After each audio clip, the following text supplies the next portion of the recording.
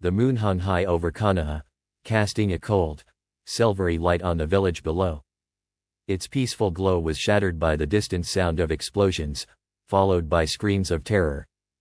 The Nine Tails had come, and it was wreaking havoc, its massive form silhouetted against the night sky as it tore through the village with fury, its chakras surging like a storm unleashed. Minato Namikaze, the fourth Hokage, stood at the village's edge, his face grim as he surveyed the destruction. Beside him, Kushino Uzumaki, his wife, gripped the chains of her chakra with a fierce determination, holding the beast back as much as she could. Her once vibrant red hair now hung limp with sweat, but her resolve was unwavering. The battle had raged for hours, and Minato knew there was no time left. "Kushina," he said, his voice tight, "we need to finish this now. It's the only way." "I know," Kushina replied, gritting her teeth. "But if we do this, we might not make it out alive." Minato's gaze softened for a moment as he looked at her. "We'll be together again. I promise." His hand reached for a scroll, one containing the Forbidden Reaper death seal. It was their only hope to save the village and their newborn son, Naruto. Together, they began the ritual, the air crackling with energy as Kushina's chakra wrapped around the Nine Tails, pulling it down and binding it in place. The seal would split the beast's chakra, placing it inside the newborn while its soul was sealed within Naruto's very being. But something went wrong. As Minato began the incantation, an unexpected surge of energy erupted from Naruto, still lying in his crib not far from his parents. A fiery, ethereal aura surged from his tiny body, scorching the air around him. For a moment, it seemed to halt the Nine Tails in its tracks, its wild movements stilled by the strange power radiating from the child. Kushina gasped, eyes widening in horror. "What's happening? Why is this happening?" Minato's face twisted in confusion as he glanced at their son. The fiery aura that surrounded Naruto was unlike anything he had seen before. It was as though the child were no longer just a vessel for the Nine Tails, but a force unto himself.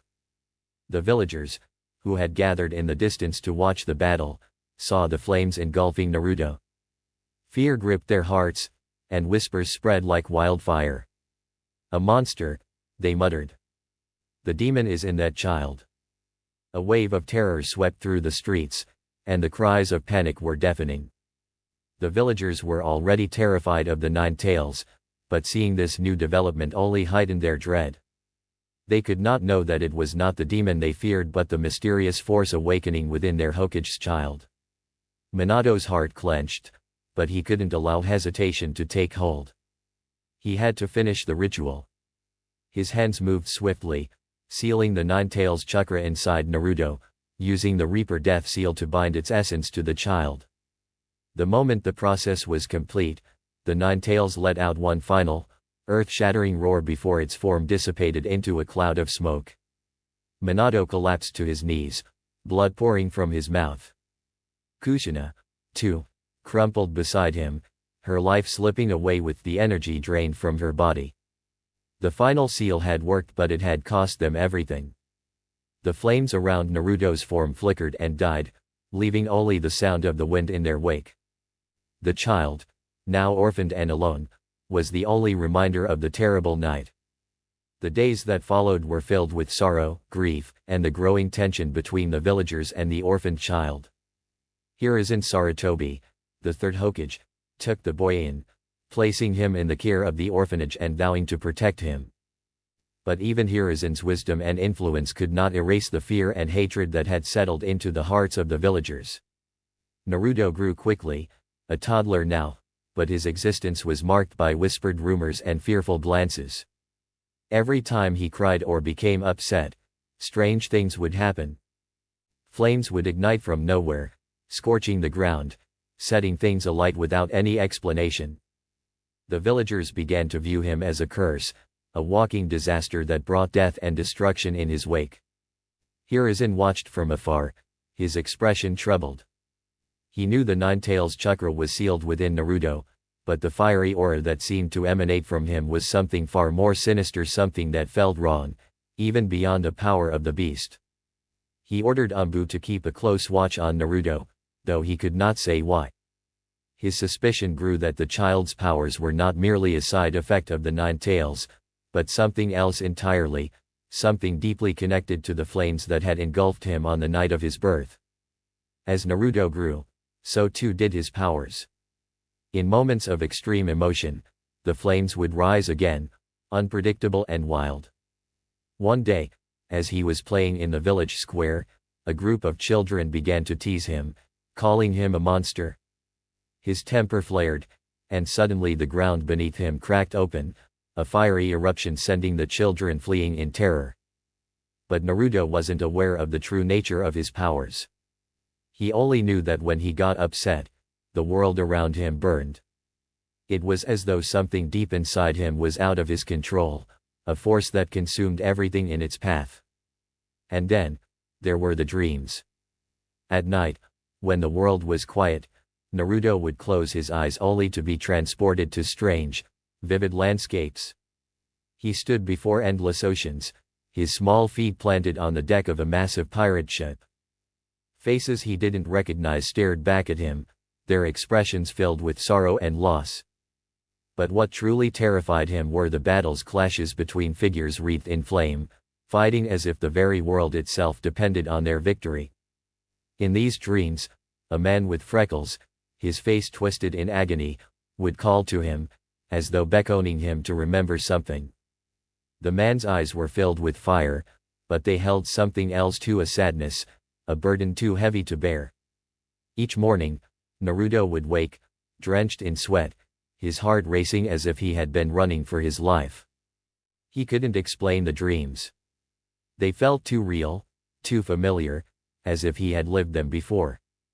And though he didn't understand it, he knew that somehow, the man in the dreams was connected to him, tied to his very soul in a way that defied reason.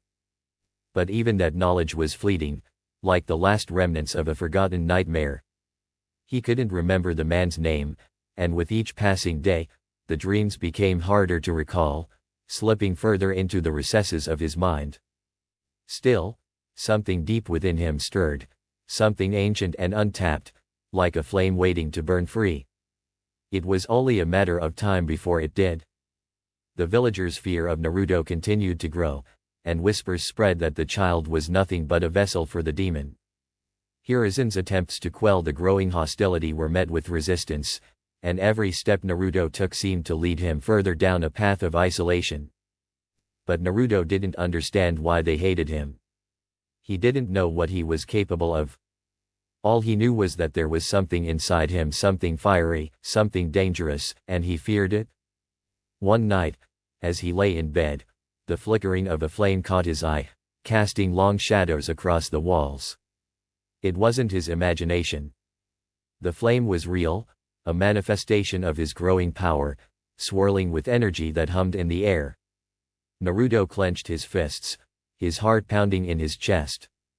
He couldn't let it out. He couldn't control it. The last time it had happened, it had nearly burned the orphanage down. He didn't want to hurt anyone, not again. But deep down, he knew that he couldn't keep running from whatever was inside him. The flame flickered higher, burning brighter, and the dream of the man with freckles resurfaced in his mind. This time, his voice was clearer, his words sharper. Remember who you are, Naruto. Embrace the fire within you. Naruto gasped, feeling something stir within him, something ancient and powerful, pulling him forward into the darkness of his unknown destiny. The sun had barely risen, casting a dull orange glow over the streets of Konoha. Yet, the warmth of the early morning did nothing to ease the coldness in Naruto's chest. He sat alone on the roof of his small apartment, staring down at the village below. Despite the bustling life around him, there was no warmth in his heart, no sense of belonging. The whispers followed him everywhere. The stares, the mocking, the fear. To the people of the village, he was a monster, a curse. A demon in human form. The memories of the academy were still fresh in his mind. The way the other students would laugh at him, calling him names: demon, devil's spawn, monster. They didn't understand. They couldn't. But it didn't matter how many times he tried to explain. It only ever made things worse. As he sat, he absently twisted his fingers together, an anxious tick. He could still feel the fire that always seemed to burn just beneath the surface. It would rise whenever his emotions flared, unpredictable and dangerous. Naruto shook his head. No matter how hard he tried, he couldn't seem to control it. Every time he thought he had a handle on it, it would break free, scorching the world around him. The next day at the academy was no different. Naruto sat at his desk, his head bowed, trying to focus on the lesson, but the words blurred together in his mind. He could feel their eyes on him, the other students, their sneers and glares like hot knives stabbing into his back. One of the boys, Kenji, had been particularly cruel that day. He nudged his friend and pointed toward Naruto, whispering loud enough for everyone to hear. "Hey, look at that freak. I bet his hair's on fire in the mornings. Guess the demon can't keep his flames in check, huh?" The other students snickered, and Naruto could feel his face redden with a mixture of shame and anger. He hated it. He hated them. But most of all, he hated himself for letting it get to him. But as he clenched his fists, something inside him snapped. Before he could even think about it, flames erupted from his hands, curling into the air like the fingers of a burning monster. Kenji screamed, and the other students recoiled as the fire spread, catching Kenji's sleeve on fire. He flailed, swatting at his clothes, but the flames clung stubbornly, mocking his efforts. The room erupted into chaos. "Get away from him. He's dangerous," one of the students shouted, backing away. "Naruto, what have you done?" Iruka-sensei yelled, rushing toward the fire. Naruto's heart pounded in his chest. He hadn't meant for it to happen. He didn't know how it had happened. All he knew was that it felt like the flames had a life of their own. They had come from him. Iruka, now kneeling beside Kenji and helping him put out the fire, shot a stern look at Naruto. "What is wrong with you? You can't keep letting this happen." Naruto backed away, his throat tight, feeling the heat of shame rise within him. I didn't mean to." Iruka stood, exasperation painted on his face. "You're dangerous, Naruto. You can't keep losing control like this." The words stung. They always did. As Iruka continued to scold him, Naruto felt the eyes of the other students burn into his back. "I'm sorry," he muttered under his breath. "I'm sorry." But the words felt hollow, like they couldn't possibly undo what had happened. The walk home was long, the weight of the day pressing down on him. Every step he took, the voices of his classmates echoed in his ears, the mocking laughter, the accusations. He didn't belong. He didn't fit. When he reached the outskirts of the village, he didn't stop. He kept walking until the village gave way to trees and dense forest. This was his place, the only place where he could be alone. Where he wouldn't be judged, where the fire could burn unchecked. He had to learn to control it. He had to. Naruto spent hours there, pacing through the forest, feeling the familiar warmth of the flames gathering at the edges of his consciousness. But no matter how hard he tried to suppress it, they came, roaring to life like a beast unleashed. He clenched his fists, his teeth grinding. "Why can't I control you?" The fire burned brighter, hotter. His heart pounded, and his breaths came in shallow gasps. The flames spread around him, igniting the forest floor as if it were nothing more than tinder. Suddenly, there was a cracking sound.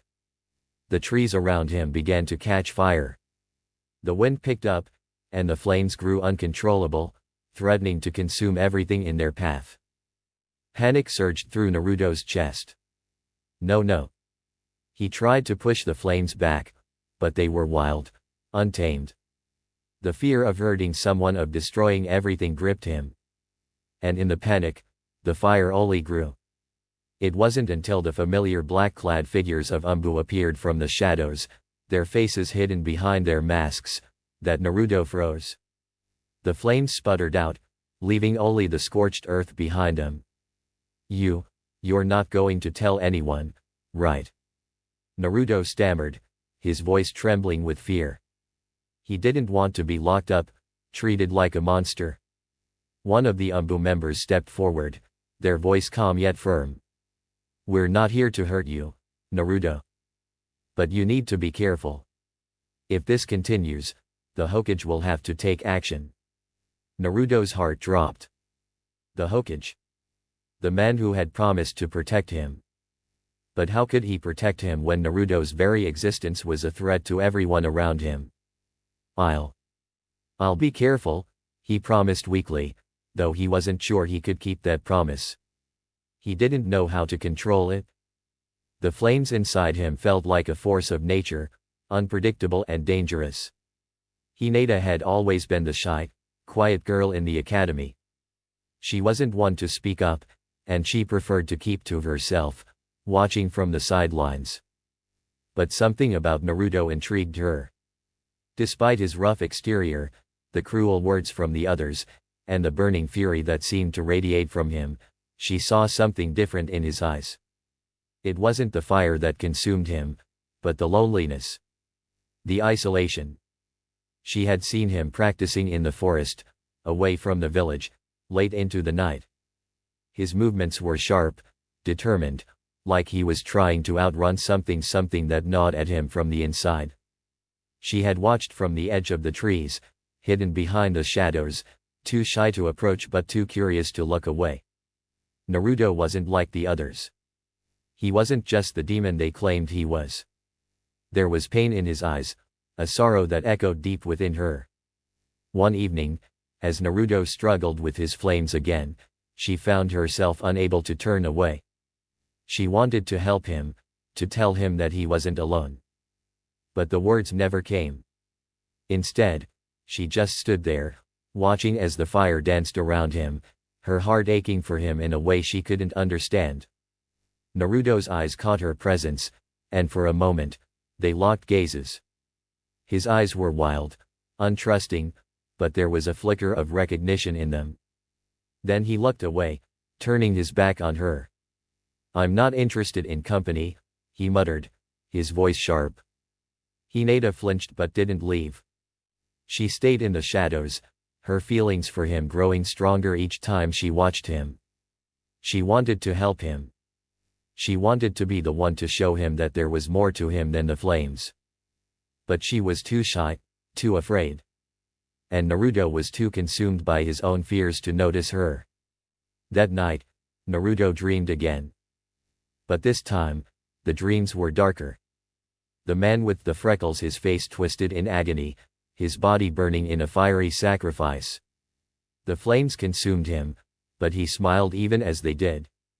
Naruto woke up gasping, his body drenched in sweat, his chest aching as if something had pierced it. He clutched his heart, the pain real and raw.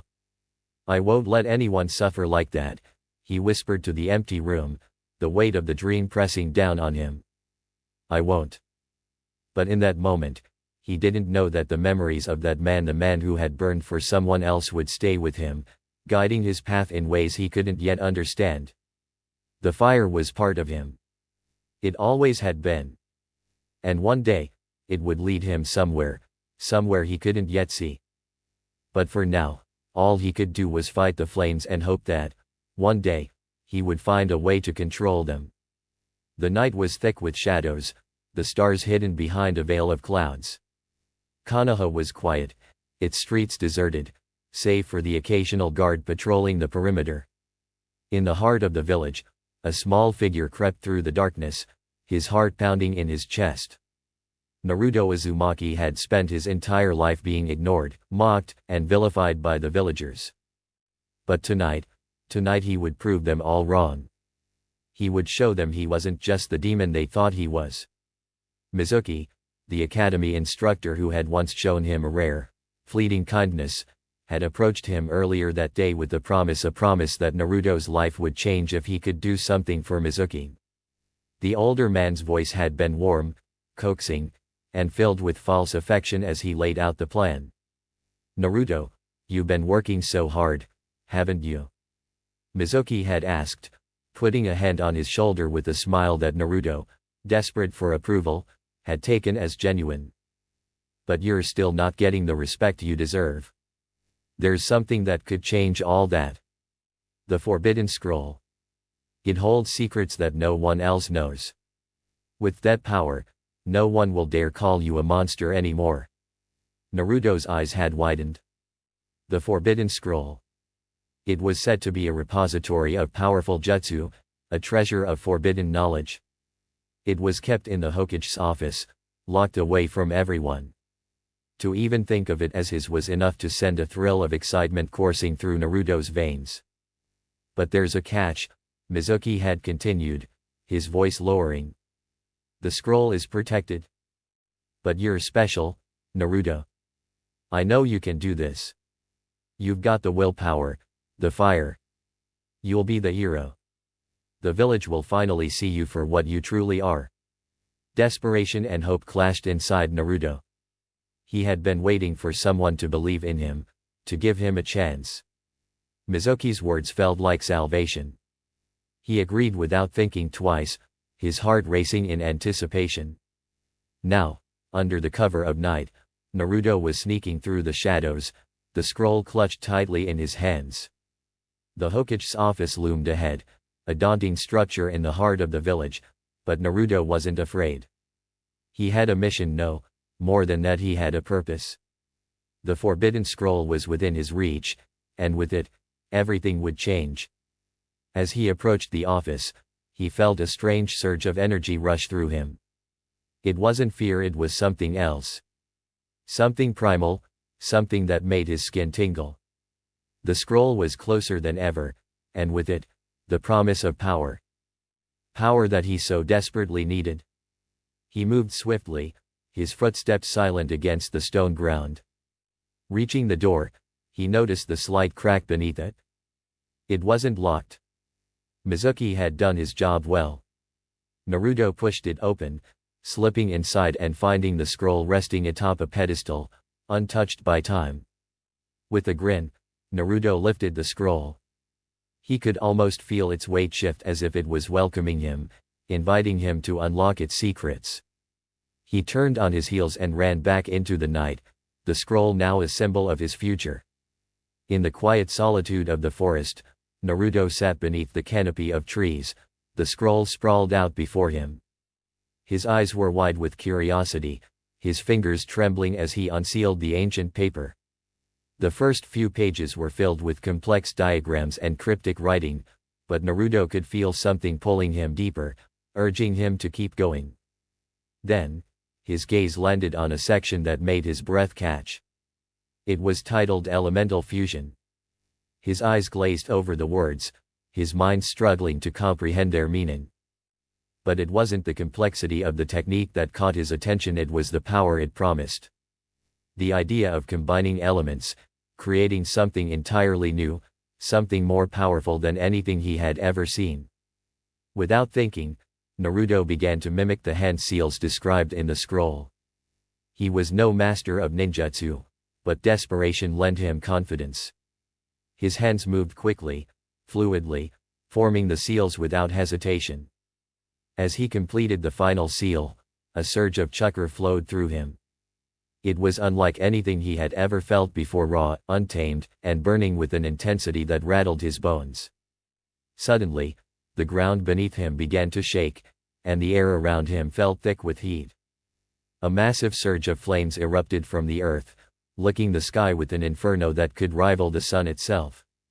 The fire spread outward, consuming the forest in a blaze of red and orange, as if the very world was being set aflame. Naruto's eyes widened in shock, his hands instinctively throwing up to protect himself. He could feel the flames licking at his skin, but instead of burning him, they felt familiar, almost comforting. The flames seemed to respond to his emotions, amplifying with his fear, his anger, his loneliness. He hadn't meant to cause this. He hadn't meant for it to get this far. But the fire roared louder, burning with the hunger of its own. Damn it, he cursed, scrambling to control it, but the flames continued to rage. It wasn't until a familiar voice shouted from behind him that Naruto snapped out of his trance. Stop, Naruto. You'll burn everything down. Mizuki, his face twisted into a malicious grin, stepped forward from the shadows, his hands raised in mock surrender. It seems like you've unlocked something special, he said, his voice dripping with condescension. But you're still nothing more than a tool, a pawn. You have no control over this power. Naruto's heart raced. Mizuki had known all along. This wasn't about helping him. It was about using him. The realization hit Naruto like a brick to the chest. His anger flared, and the flames flared with it, rising higher, hotter, as if the fire had taken on a life of its own. Mizuki's expression faltered slightly as the heat intensified. You really think you can control this, Naruto? You're just a child playing with fire. The words cut deeper than Naruto had expected. Mizuki's mockery only fueled the flames within him. The fire surged forward, its heat so intense that it felt like the air itself was boiling. But then, without warning, Naruto's body locked up. Something inside him, the seal, something ancient and primal, forced him to stop. It wasn't his will that held him back, but a deeper, more insistent force. The flames hesitated, flickering like a dying ember. For a moment, Naruto thought he was about to lose control completely. Then, the familiar figure of Jiraiya appeared. His face was grim, but there was something else in his eyes: concern, maybe even fear. Naruto! Jiraiya shouted, his hands raised as if trying to calm the storm. Please, stop. You'll destroy everything. Naruto turned to face him, the flames still swirling around him, but now they seemed to quiet, as if waiting for his next move. Jiraiya's voice was the tether that held him to reality. I didn't mean to. I can't control it, Naruto murmured, his voice cracking with the weight of his fear. Jiraiya stepped closer, his gaze softening. It's okay. You're not alone in this, Naruto. But you have to trust me. We'll figure it out together. With Jiraiya's words anchoring him, the flames finally died down, leaving only the charred remnants of the forest around him. The next morning, Naruto stood before Jiraiya, his heart still heavy with the weight of his actions. Jiraiya's expression had softened, and instead of anger, there was only understanding in his eyes. Naruto, Jiraiya said quietly, I'm not angry at you. I know you didn't mean for any of this to happen. But you need to understand the consequences of your actions. This power, it's dangerous. We need to figure out what it is and where it's coming from. Naruto nodded silently, unsure of what else to say. The fire, the power, it was both a curse and a blessing, and he had no idea how to control it. He was no longer just the boy who dreamed of becoming Hokage. He was something more. But that didn't make him any less lost. Jiraiya placed a hand on his shoulder, offering a rare, genuine smile. But we'll figure it out, okay? You're not alone in this. Naruto's eyes flickered up to Jiraiya, the first spark of hope kindling in his chest. Maybe, just maybe, he wasn't as alone as he had thought. But deep down, he couldn't shake the feeling that this power, this flame, was only the beginning. There were more secrets buried within him, secrets that might not stay hidden for much longer. And that thought both terrified and exhilarated him. The sun rose lazily over the hidden leaf village, casting long, golden shadows across the streets as the village began to stir awake. Naruto stood outside the academy, hands clenched at his sides, his eyes focused on the large building ahead. Today was the day Team 7 was being formed. It was supposed to be a moment of triumph, but all he could think of was what lay ahead: his teammates, the people he'd have to work with, the people who would judge him. The day had finally come when he'd no longer be part of the orphaned, forgotten children who dreamed of a future. Now he had a chance to prove himself, to show that he wasn't just the demon, the outcast, the failure. He had more to offer. But would they see that? Naruto pushed the door open and walked inside, his eyes scanning the room as he entered. Two others sat there already, Sakura Haruno, the pink-haired girl with an overly kind smile, and Sasuke Uchiha, the brooding heir to one of Konoha's most prestigious clans. Sasuke barely acknowledged Naruto as he walked in, his sharp, calculating eyes fixed on the window, lost in his thoughts. Sakura, on the other hand, offered a nervous wave, her cheeks flushed as she avoided eye contact. "Good morning, everyone," said Kakashi Hatake, their new sensei. His voice was calm and indifferent, almost as if he were a disembodied spirit, not quite present. He took a seat and laid a hand on the table. "I'm sure you're all anxious about this mission and your roles. But first, let's go over a few things." Naruto's stomach twisted. He had no idea what to expect from the training, let alone his teammates. Sasuke's stoic demeanor and the way he seemed to look down at everyone set Naruto on edge. He could already tell that this wasn't going to be easy. But if there was one thing Naruto had learned over the years, it was that nothing worth having came easily. He had to fight for everything: respect, recognition, and now, his place in this team. Sasuke's intense gaze met his, and Naruto felt a flicker of anger spark inside him. He hated the way Sasuke looked at him, like he was some kind of challenge to be beaten or ignored. It wasn't the first time he'd felt this way. In fact, it felt all too familiar, like the way the village had always looked at him. But he wasn't going to back down. Not now. Not ever. Kakashi's voice interrupted his thoughts. "I'll be testing you all individually today to see where your abilities stand. Naruto, why don't you go first?" Naruto's heart raced.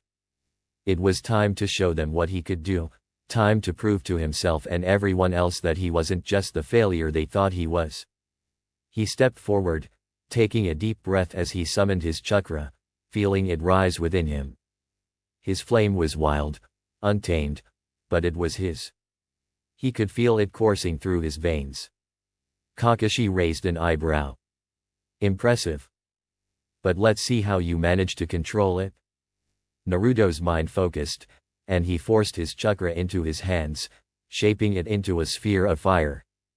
The flames danced in his palms, a vibrant, fiery ball that swirled with the heat of his emotions. He threw the ball into the air, watching it spin before aiming it at the targets Kakashi had set up. The fire surged through the air like an uncontrollable beast, crashing into the targets and setting them ablaze. The flames leapt into the sky, looking at the clouds, consuming everything in their path. Kakashi was quick to step forward, his expression unreadable, but there was a flicker of surprise in his eyes. He was more impressed than he let on.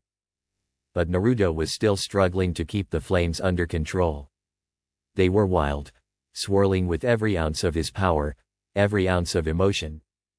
Sasuke, ever the perfectionist, scoffed from his seat. "Is that all you've got? Those flames are nothing compared to what I can do." Naruto's fists clenched. "You think you can do better?" Sasuke's eyes narrowed, his Sharingan activating with a flicker. "I don't need to prove anything to you," he replied coldly. "You're just a kid with a fire problem." The words stung, but Naruto wasn't going to let them show. He was used to this, used to people underestimating him. He had to prove them wrong. Kakashi cleared his throat. "All right, let's get back to training. Naruto, you need to learn to control your chakra if you want to use those flames effectively. Your power is there, but it's too unpredictable right now. That's your main challenge, stabilizing the fire." Naruto felt a wave of frustration rise within him. He knew he was good. He had been training himself for years, pushing his limits, but there was something about his power, his flames, that made it impossible to control. It was like trying to hold a raging storm in his hands. And with every attempt to control it, the storm only grew fiercer. The training continued for hours, with Kakashi designing exercises to help Naruto focus. Balance. Control. He had to learn to harness his fire. But it was hard. The more he tried to tame it, the more chaotic it became. He could feel the flames reaching for his soul, demanding to be unleashed, and every time they were restrained, it felt like something inside him was breaking. At the end of the session, Naruto was exhausted, his body drenched in sweat. Sasuke had managed to impress Kakashi with his precision and skill, as expected. Sakura, although not as skilled, showed promise in her resolve. But Naruto felt like he was falling behind, as if he was always one step away from being able to master the flames within him. That night, alone in his room, Naruto couldn't shake the feeling that he was missing something. A key. Something that would allow him to control his fire without it consuming him. His hands still tingled from the training, but the burn in his chest, his need to prove himself, hadn't dimmed. He needed to figure it out. If he couldn't control his flames, how could he ever be the Hokage?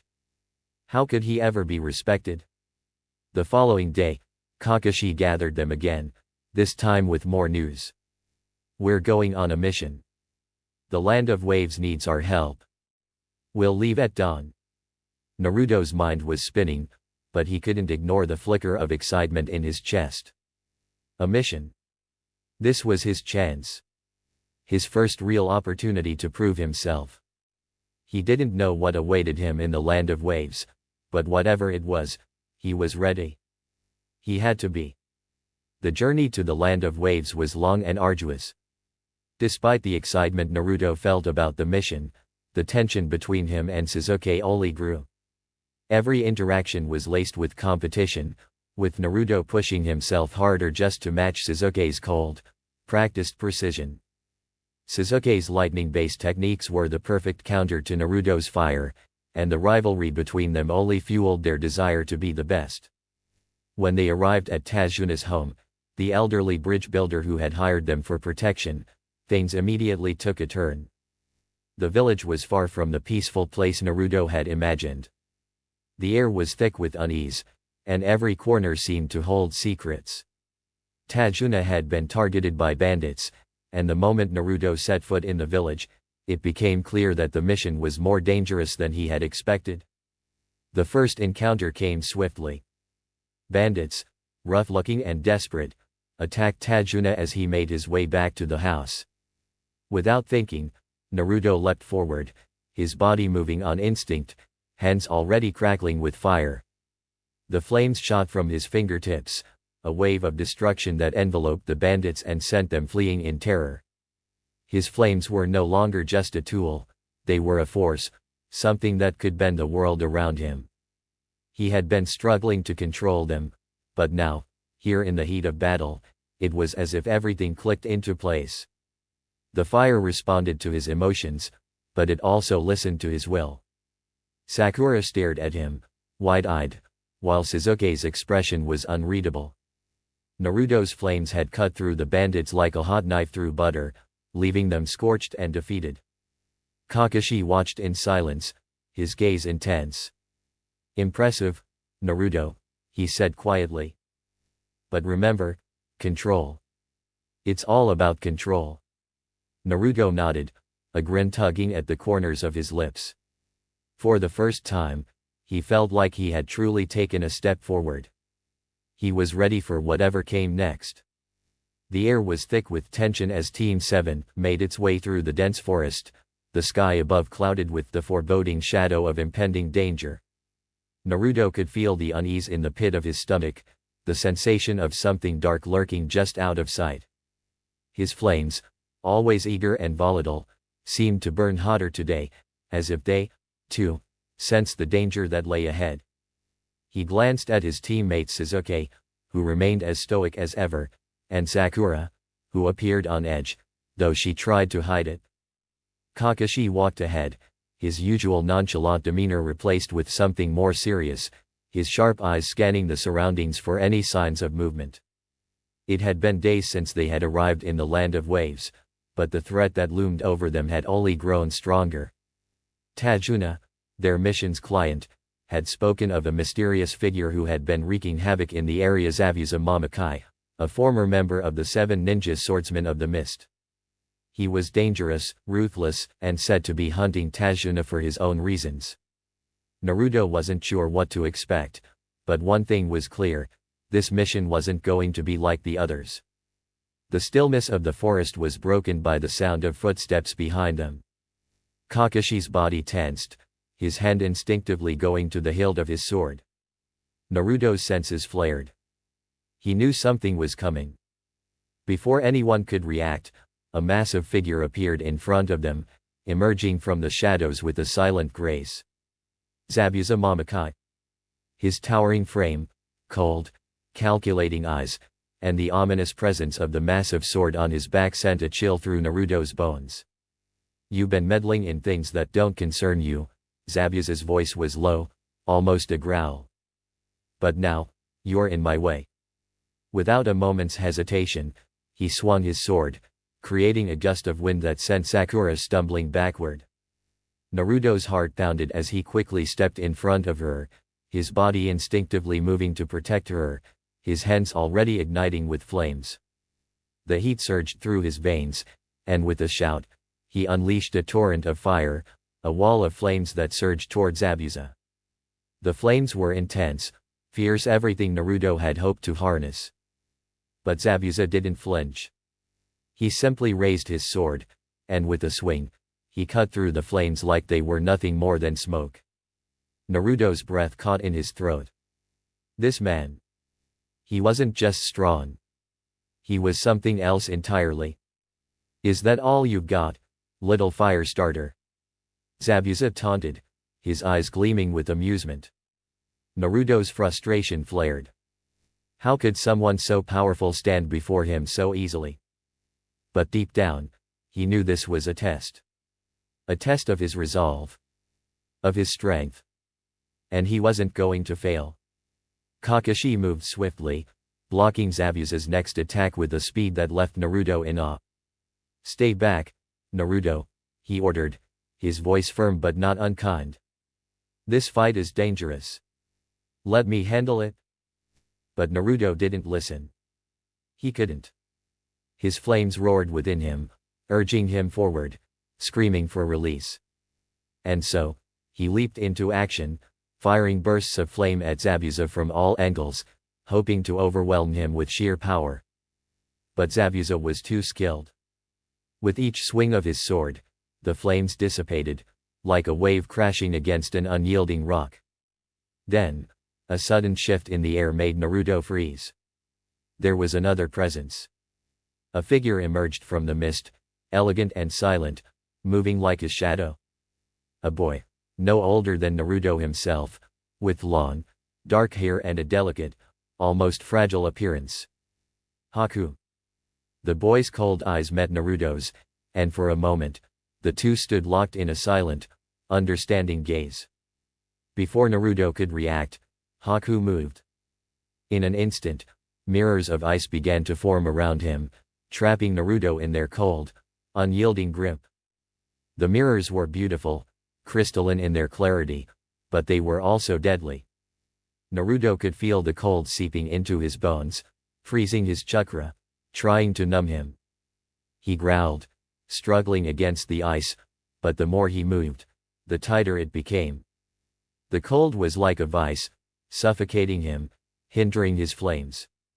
The fire that had always been his ally, the fire that had always burned hot and bright within him, seemed to flicker and die in the face of Haku's ice. Naruto cursed under his breath. He couldn't let this happen. He couldn't be weak. Sasuke's voice broke through the chaos. "Naruto, focus. Don't let him control your chakra." Naruto's heart raced. He could hear the urgency in Sasuke's voice, but he didn't know how to break free. His flames, his power, his only weapon was useless here, suffocated by the cold. Then, he remembered Ace. Ace's final moments, his sacrifice, his unwavering will to protect those he loved. The memory of Ace's strength surged through Naruto's mind like a wildfire, reminding him of his own resolve. He couldn't let Haku win. He couldn't let anyone down. With a roar, Naruto focused his chakra, summoning the heat within him. At first, the flames sputtered weakly against the cold, but then, with a burst of willpower, the heat exploded outward. Steam filled the mirrors, clouding the ice with mist. The heat cracked the ice, weakening its structure, and with a final, violent explosion of fire, the mirrors shattered into 1,000 pieces. Naruto stood, panting, his body drenched in sweat from the effort. The flames still danced around him, wild and uncontrollable, but he had broken free. For now, he had won. Haku's face was pale as he regarded Naruto, his expression unreadable. Impressive, he murmured softly, but there was no malice in his voice, only quiet respect. You're stronger than I thought. But before Naruto could respond, he heard Zabuza's voice cutting through the air. Enough, Haku. We have no more time. Haku looked at his master, then back at Naruto. There was a brief moment of hesitation, a flicker of emotion in his eyes, before he turned and vanished into the mist with Zabuza, leaving Team 7 to pick up the pieces. The silence that followed was deafening. Naruto stood alone, his flames flickering weakly in the cold air. His chest heaved with exertion, but there was a hollowness inside him. He had won the battle, but the cost had been high. His powers, his flames had nearly consumed him. What if he lost control? What if, like Ace, he couldn't protect the people he cared about? Sakura approached cautiously, her voice quiet. Naruto, that was amazing. But, are you okay? Naruto forced a smile, but it didn't reach his eyes. Yeah, I'm fine, he muttered, though his voice lacked its usual confidence. Sasuke, who had been standing back, observing, spoke next. You're strong. But you're reckless. Naruto's heart sank. He had known it was coming. Sasuke always saw things in black and white. Strong or weak. There was no in-between. But Naruto didn't care. He couldn't care about what Sasuke thought of him anymore. He had his own path to follow. His own battles to fight. As they continued their journey, the weight of the battle hung over Naruto. He had fought with everything he had, but the victory had come at a cost. And in the aftermath, he found himself questioning his powers, his fire. Was it truly a gift, or was it a curse waiting to consume him? And if it was a curse, could he ever learn to control it before it destroyed everything he cared about? The sound of rushing water filled the air as they approached a large bridge under construction. The land of waves was beautiful, but it was also a place of darkness, of people who had been broken by the world. Naruto didn't know what lay ahead, but he knew this mission would change everything. And as the mist settled around him, he couldn't shake the feeling that this was just the beginning. The return to Konoha was a quiet one. Team 7 walked through the village gates, the streets lined with villagers who had gathered to cheer their heroes. They had completed the mission to the land of waves, and although the mission had been far from easy, they had come out victorious. Tsunade, the bridge builder, would be able to finish his project, and the land of waves would no longer be under the tyrannical grip of Gato. The village had been saved, and in the eyes of many, Team 7 had achieved something extraordinary. Naruto, however, couldn't bring himself to feel the same sense of triumph. He walked through the crowds, his face a mask of forced determination. The cheers from the villagers, the clapping and shouting, all felt distant and hollow.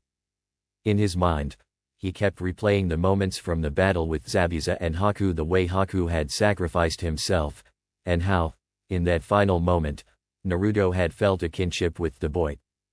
Haku's death had mirrored Ace's own, the death of a comrade, a hero who gave everything for someone else's cause. Naruto couldn't shake the weight of that memory, nor the pain it brought. The flames inside him, The fire that had been his power and his curse still felt untamed, unpredictable. Every time he closed his eyes, he could see the flicker of flames licking the edges of his vision, his mind echoing with the sounds of Ace's final moments. Was this power a gift or a curse? Could he control it, or would it consume him like it had consumed others before him? His hand clenched into a fist at his side, but he didn't slow his pace. He couldn't afford to slow down. Not now. Kakashi, noticing the distance between Naruto and the rest of the team, slowed his pace until he was walking beside the boy. "Something on your mind, Naruto?" he asked, his voice calm but tinged with curiosity. Naruto didn't answer at first. He simply stared ahead, his eyes distant. "Nothing," he muttered, though it was clear he wasn't being truthful.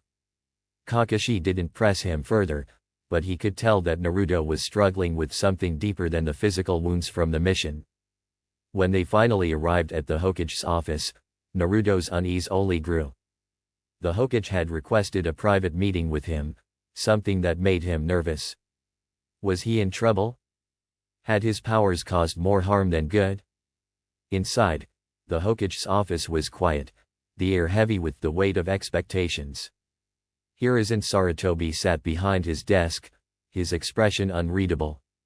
Kakashi entered first, giving a respectful nod to the Hokage before stepping aside to allow Naruto to enter. Naruto hesitated for a moment, but then stepped inside, meeting the Hokage's gaze. "Sit down, Naruto," Hiruzen said softly, gesturing to the chair in front of him. Naruto obeyed, though he could feel the weight of the Hokage's gaze on him, like the pressure of 1,000 eyes. "I've been hearing reports from Kakashi about your performance during the mission," Hiruzen began, his voice calm but sharp with authority. "Your abilities are impressive, Naruto, but they're also concerning." Naruto's stomach dropped. He hadn't realized his powers were causing such alarm. Was he really a threat to the village? "Your flames," Hiruzen continued, "they're unlike anything we've seen before. They're powerful, yes, but they're also unpredictable. And we both know that power without control can be dangerous." Naruto shifted uncomfortably in his seat. He didn't want to be dangerous. He didn't want to hurt anyone. But the power inside him, it felt like it was beyond his control, like it had a life of its own. "We're going to need to focus on your training, Naruto," Hiruzen said. "You have potential, but you need guidance. Proper training. That's why I'm assigning you to Asuma Sarutobi, one of our best fire style users. He'll help you control your chakra, mold it, and teach you how to use it without letting it overwhelm you." Naruto nodded quietly, grateful for the chance to improve. But deep down, he couldn't shake the feeling that his power was a part of him, and trying to suppress it might only make it more dangerous. How could he control something that was so deeply ingrained in him? The next few days passed in a blur of training, and Naruto found himself meeting with Asuma, who was far different from what he had expected. Asuma was a laid-back, easygoing man with a cigarette always hanging from his lips, but there was an undeniable seriousness in his eyes when it came to teaching. He wasted no time in getting to work. "All right, Naruto," Asuma said as they stood in a quiet training field one morning, "we're going to start with the basics. Fire style requires precision, control. If you don't learn how to balance your chakra properly, you're going to burn yourself out." Naruto's hands itched to unleash his flames, but Asuma was right. He needed to focus. He needed to understand the balance between his natural chakra and the power he had inherited from Ace. "Start by molding your chakra," Asuma instructed. "Focus on the flow, the feeling of it building in your core. Don't rush it. Take your time." Naruto closed his eyes, trying to follow Asuma's instructions. But every time he tried to focus on his chakra, his mind wandered. His flames, Ace's flames, were always there in the back of his mind, pushing for release, but he had to learn to control them. He had to. After hours of practice, Naruto was exhausted. His clothes were drenched in sweat, his hands trembling from the effort. He had failed again. "Don't get discouraged," Asuma said, noticing Naruto's frustration. "Controlling fire isn't easy. You have a lot of raw power, but you need to channel it. You need to learn when to let go and when to hold back. Fire is dangerous, but it's also beautiful when controlled." Naruto nodded slowly. He understood, but it felt like there was something inside him he couldn't contain. Something wild, untamed. The next day, Asuma arranged for a sparring session with Team 10, a team of young ninjas known for their strategic prowess. Naruto wasn't sure how he felt about sparring with them, but he knew he had to push himself. He couldn't let his training go to waste. The battle began, and Naruto found himself facing off against Koji and Ino, both of whom were easy targets for his flames. Within moments, he had overwhelmed them, using his fire to incapacitate them without causing serious harm. The flames he unleashed were devastating, and he felt a rush of satisfaction at seeing them fall. But then he saw Shikamaru, sitting on the sidelines, watching him carefully. Naruto's confidence wavered. Shikamaru was known for his intelligence, his ability to analyze and strategize. He wasn't like the others. When Naruto launched another burst of flames at Shikamaru, the shadows around him seemed to come to life, snaking toward Naruto's flames and extinguishing them with an eerie calm. The heat from Naruto's flames dissipated as Shikamaru's shadows enveloped them, rendering his attacks useless. Naruto growled in frustration. He couldn't rely solely on his raw power. He needed to think, to plan, to outsmart his opponents. The sparring session ended with Naruto's defeat, though not in the way he had expected. He hadn't lost to Shikamaru's shadow, but he had learned something important. Strength wasn't just about power. It was about strategy, adaptability. And that was something he needed to work on. As the team gathered afterward, Naruto couldn't help but glance at Sasuke. Sasuke had watched the entire battle in silence, his eyes fixed on Naruto. Naruto couldn't read Sasuke's expression, but there was something there. Something like envy. Sasuke had always prided himself on being the best, and now Naruto's power, his flames, were growing stronger by the day. Later that evening, Naruto overheard Sasuke talking to Kakashi in private. Sasuke was asking about the Chidori, Kakashi's signature technique. He wanted to learn it, to become stronger, to keep up with Naruto. The rivalry between them had always been there, but now it was growing. Naruto could feel it, the tension between them. Sasuke's desire to surpass him, to be the strongest. Naruto didn't know if he was ready for that challenge. But he didn't back down. If Sasuke wanted to compete, Naruto was ready. He would keep pushing, keep training, and keep striving to be the best. Because, in the end, the flames inside him would burn brighter than anything else. And no one, not even Sasuke, could take that away from him. The Chunin exams were upon Konoha, and the air buzzed with excitement and tension. It was the moment every genin had been waiting for, a chance to prove their worth and rise to the next rank. The streets were filled with teams of eager participants, all filled with determination or fear. Naruto, despite his usual cocky demeanor, couldn't shake off a strange sense of pressure. The exams weren't just about passing anymore, they were about proving himself. Konoha's streets were alive with activity. As he walked alongside his teammates, Naruto couldn't help but overhear the excited chatter of other teams. His mind, however, was elsewhere, lingering on the past few weeks of intense training. His power was growing, but so were his doubts. He had more control over his flames than before, but it still didn't feel like enough. His abilities felt like an extension of Ace's memory, a reminder of someone who had sacrificed everything. And the weight of that burden hung heavy on his shoulders.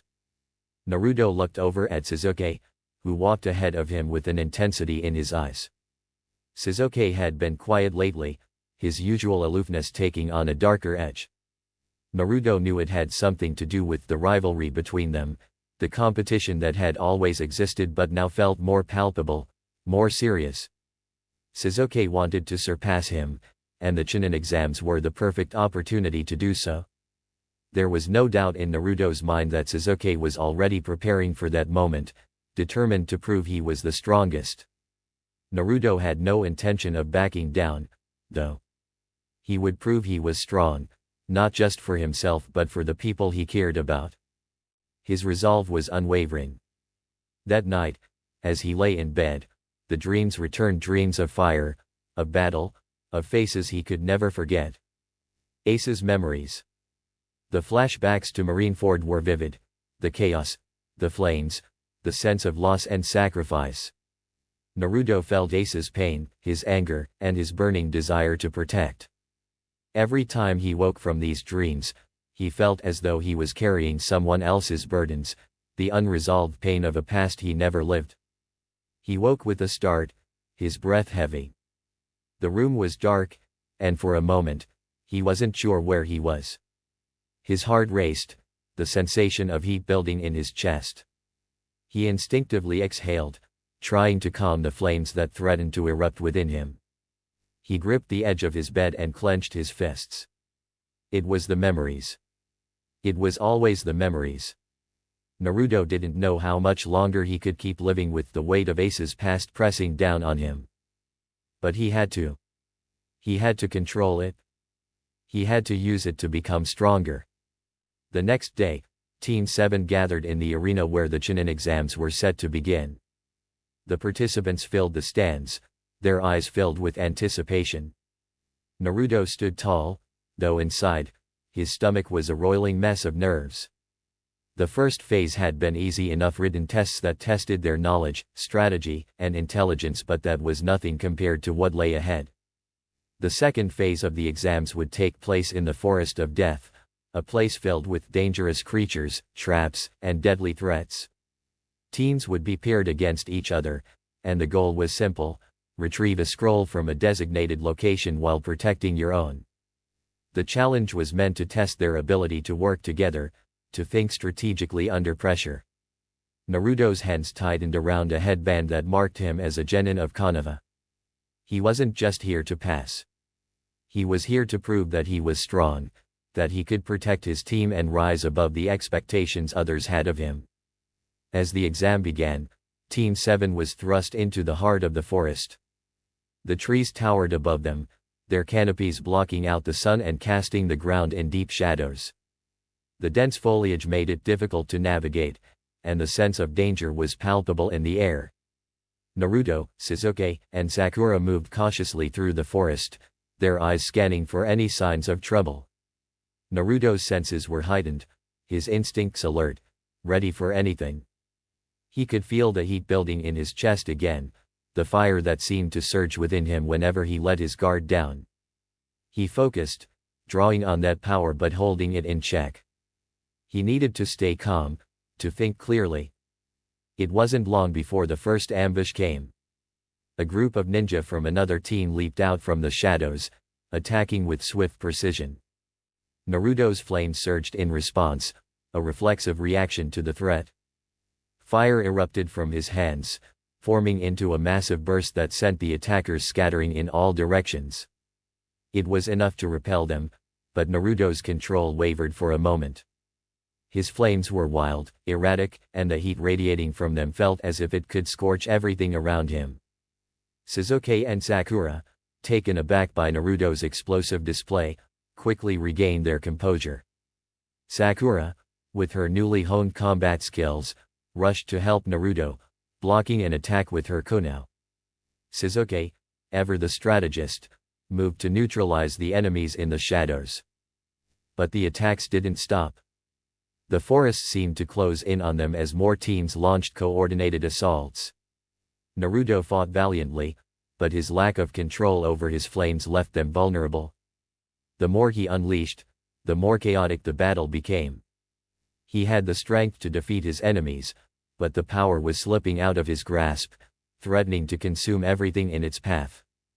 Then, as if summoned by the very chaos that Naruto had created, Orochimaru appeared. The air grew heavy, thick with a sinister presence. Sasuke tensed, sensing the danger before the others could. Naruto felt it too, the dark aura that seemed to bleed into the forest itself. Orochimaru, the infamous rogue ninja, had come for Sasuke, his eyes locked onto the Uchiha with an eerie hunger. "You've grown, Sasuke," Orochimaru's voice echoed, smooth and taunting. "But you still have much to learn." Naruto, driven by instinct, reacted before he could think. He unleashed a massive wave of flames, the intensity of the heat so powerful that it scorched the earth beneath them. The fire spread out in a wide arc, forcing Orochimaru to retreat momentarily. But Naruto's flames weren't enough to stop him for long. Orochimaru's eyes glinted with amusement. "Impressive," he murmured, before disappearing into the trees, leaving only the unsettling sense of his presence behind. Naruto's chest heaved as the flames dissipated, his heart pounding in his ears. His body trembled with exhaustion, but he knew he couldn't let his guard down. Not here. Not now. As the team regrouped, Naruto's body sagged with fatigue. But before he could speak, a voice broke through the haze of his thoughts. "Sakura." Naruto turned to see Sakura kneeling beside him, her face full of concern. She had been fighting alongside him, protecting him and Sasuke when they were down. The sight of her, so determined, so willing to fight, stirred something inside him. "Are you okay?" she asked, her voice soft but strong. Naruto nodded, though he still felt the weight of Orochimaru's presence lingering in the air. He didn't trust it. He didn't trust Orochimaru, and he didn't trust himself. His flames had been too wild, too uncontrollable. What if they couldn't stop the next attack? "I'll protect you both," Naruto said, his voice steady but filled with resolve. "I won't let anything happen to you, no matter what." Sakura smiled at him, a sense of warmth in her eyes. "I believe you," she said quietly. It wasn't long before the encounter with Orochimaru was behind him, but Naruto's thoughts were still consumed with his own power, the flames that burned within him, and the battle yet to come. The days passed, and Team 7 continued to face more ambushes, each more difficult than the last. But as the exams wore on, Naruto felt something shift inside him. He wasn't just fighting to prove himself anymore. He was fighting to protect those he cared about. And with each passing moment, his flames grew stronger. It was then that he encountered Gaara. The sand ninja was different from the others. His aura was dark, twisted much like Naruto's own. Gaara's eyes locked onto Naruto with a mixture of recognition and disdain. "You're like me," Gaara said, his voice low and haunting. "You carry the burden of something greater than yourself. But don't fool yourself, Naruto. You'll never control it. The power inside you will consume you." Naruto stood his ground, the heat in his chest rising as Gaara's words hit too close to home. He couldn't afford to let this darkness take him. Not now. Not ever. The two clashed briefly, Gaara's sand meeting Naruto's flames. The heat from Naruto's fire melted the grains of sand, but Gaara's resolve was unshaken. He was powerful, too powerful, but Naruto didn't back down. Gaara's words lingered in his mind long after the encounter ended. The darkness was there, and it was real. But Naruto refused to let it consume him. Not while he still had a purpose. Not while he still had people to protect. The flames of determination burned brighter than ever. The air in the arena was thick with anticipation as the second round of the Chunin exams began. Naruto stood at the edge of the platform, his heart racing as he faced Kiba, the loud and brash member of Team 8. Kiba's confidence was palpable as he stood next to Akamaru, his faithful dog, who barked energetically, clearly ready for the fight. Naruto took a deep breath, trying to steady himself. The stakes felt higher now, the pressure mounting. The last thing he wanted was to lose, especially after everything he had gone through to get to this point. His flames surged inside him, a reminder of the power he had, but also the dangers of losing control. Ace's memories lingered at the back of his mind, warning him of the devastation that could come if he let his power spiral out of control. "All right, you ready?" Kiba asked, grinning widely, his stance confident. "This is gonna be fun." Naruto didn't answer immediately. He was focused, watching Kiba's every movement, feeling the surge of energy around him. Kiba's speed was impressive, and Naruto knew he'd have to be careful. He wasn't as fast as Kiba, but he had his own strengths. He would have to rely on strategy rather than raw speed. The heat inside him was rising, but Naruto kept it in check, feeling the flames flicker within his chest like a caged animal. Not yet, he told himself. Not yet. The battle began, and Kiba wasted no time, dashing forward with Akamaru leaping beside him. Naruto instinctively raised his arm, ready to defend himself, but Kiba was already moving too fast. Akamaru darted around Naruto's side, biting at his leg. It was quick, precise, and the pain shot up Naruto's body like an electric shock. He stumbled back, cursing under his breath. He had underestimated the speed of Kiba and his partner. But Naruto wasn't one to stay down for long. He gritted his teeth, the heat inside him simmering like a boiling kettle. With a growl, he slammed his hand to the ground, summoning a burst of flame that spread across the arena floor, forcing Kiba and Akamaru to leap back. Kiba was quick, and Akamaru was even quicker, but Naruto's flames were unlike anything they had encountered before. The intense heat spread in all directions, scorching the earth beneath their feet. It wasn't just fire, it was a living thing, hungry and wild, much like Naruto himself. Kiba snarled, showing his teeth. "Is that all you got, Naruto?" he taunted, charging in once again with Akamaru by his side. But this time, Naruto was ready. He knew that brute force wouldn't work on Kiba. He needed to outsmart him. With a deep breath, Naruto allowed the flames to course through his body, his hands now glowing with intense heat. He concentrated, pushing the flames into the ground beneath him. With a sharp motion, the earth cracked, and a surge of heat exploded outward. The blast of air and fire sent Kiba and Akamaru tumbling backward, giving Naruto the opening he needed. Kiba, struggling to regain his footing, scowled. He was still undeterred, but it was clear that the match had taken a toll on his confidence. "Damn it," he muttered, but he wasn't ready to surrender yet. Naruto seized the opportunity.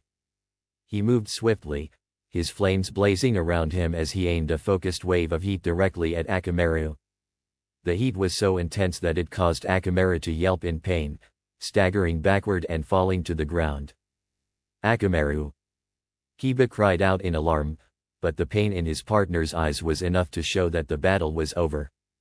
The heat wave had incapacitated Akamaru, and with his partner out of commission, Kiba had no choice but to surrender. I surrender," Kiba shouted, panting and sweat dripping down his face. He could barely stand, but he had no choice. He couldn't risk Akamaru getting hurt any further. Naruto stood there, chest heaving with breath, his heart pounding in his ears. The flames dissipated as he relaxed, but the heat inside him still simmered. He had won, but the victory didn't feel as satisfying as he thought it would. He couldn't ignore the destructive power he wielded, nor the fear that it could get out of hand.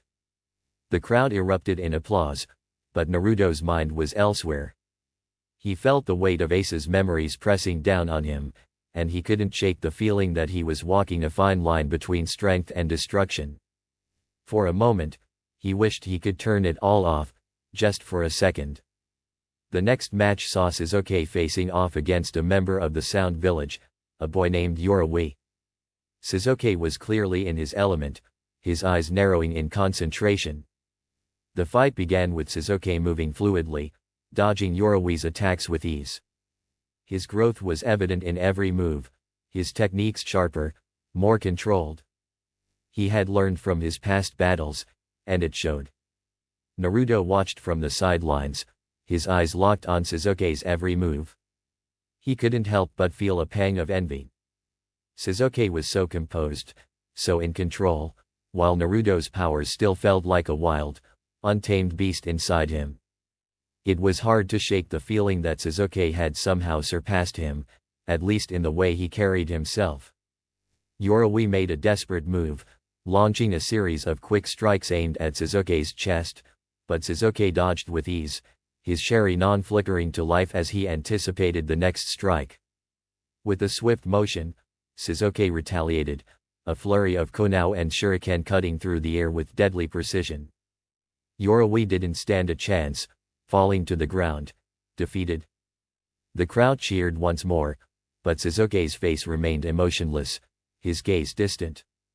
Naruto could sense the frustration in Sasuke, the tension building inside him.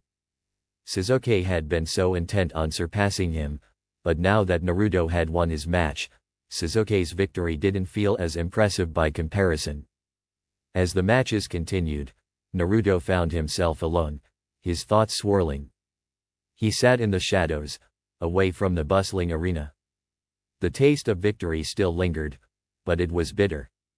He couldn't stop thinking about the flames, the destructive potential of the power that lived inside him.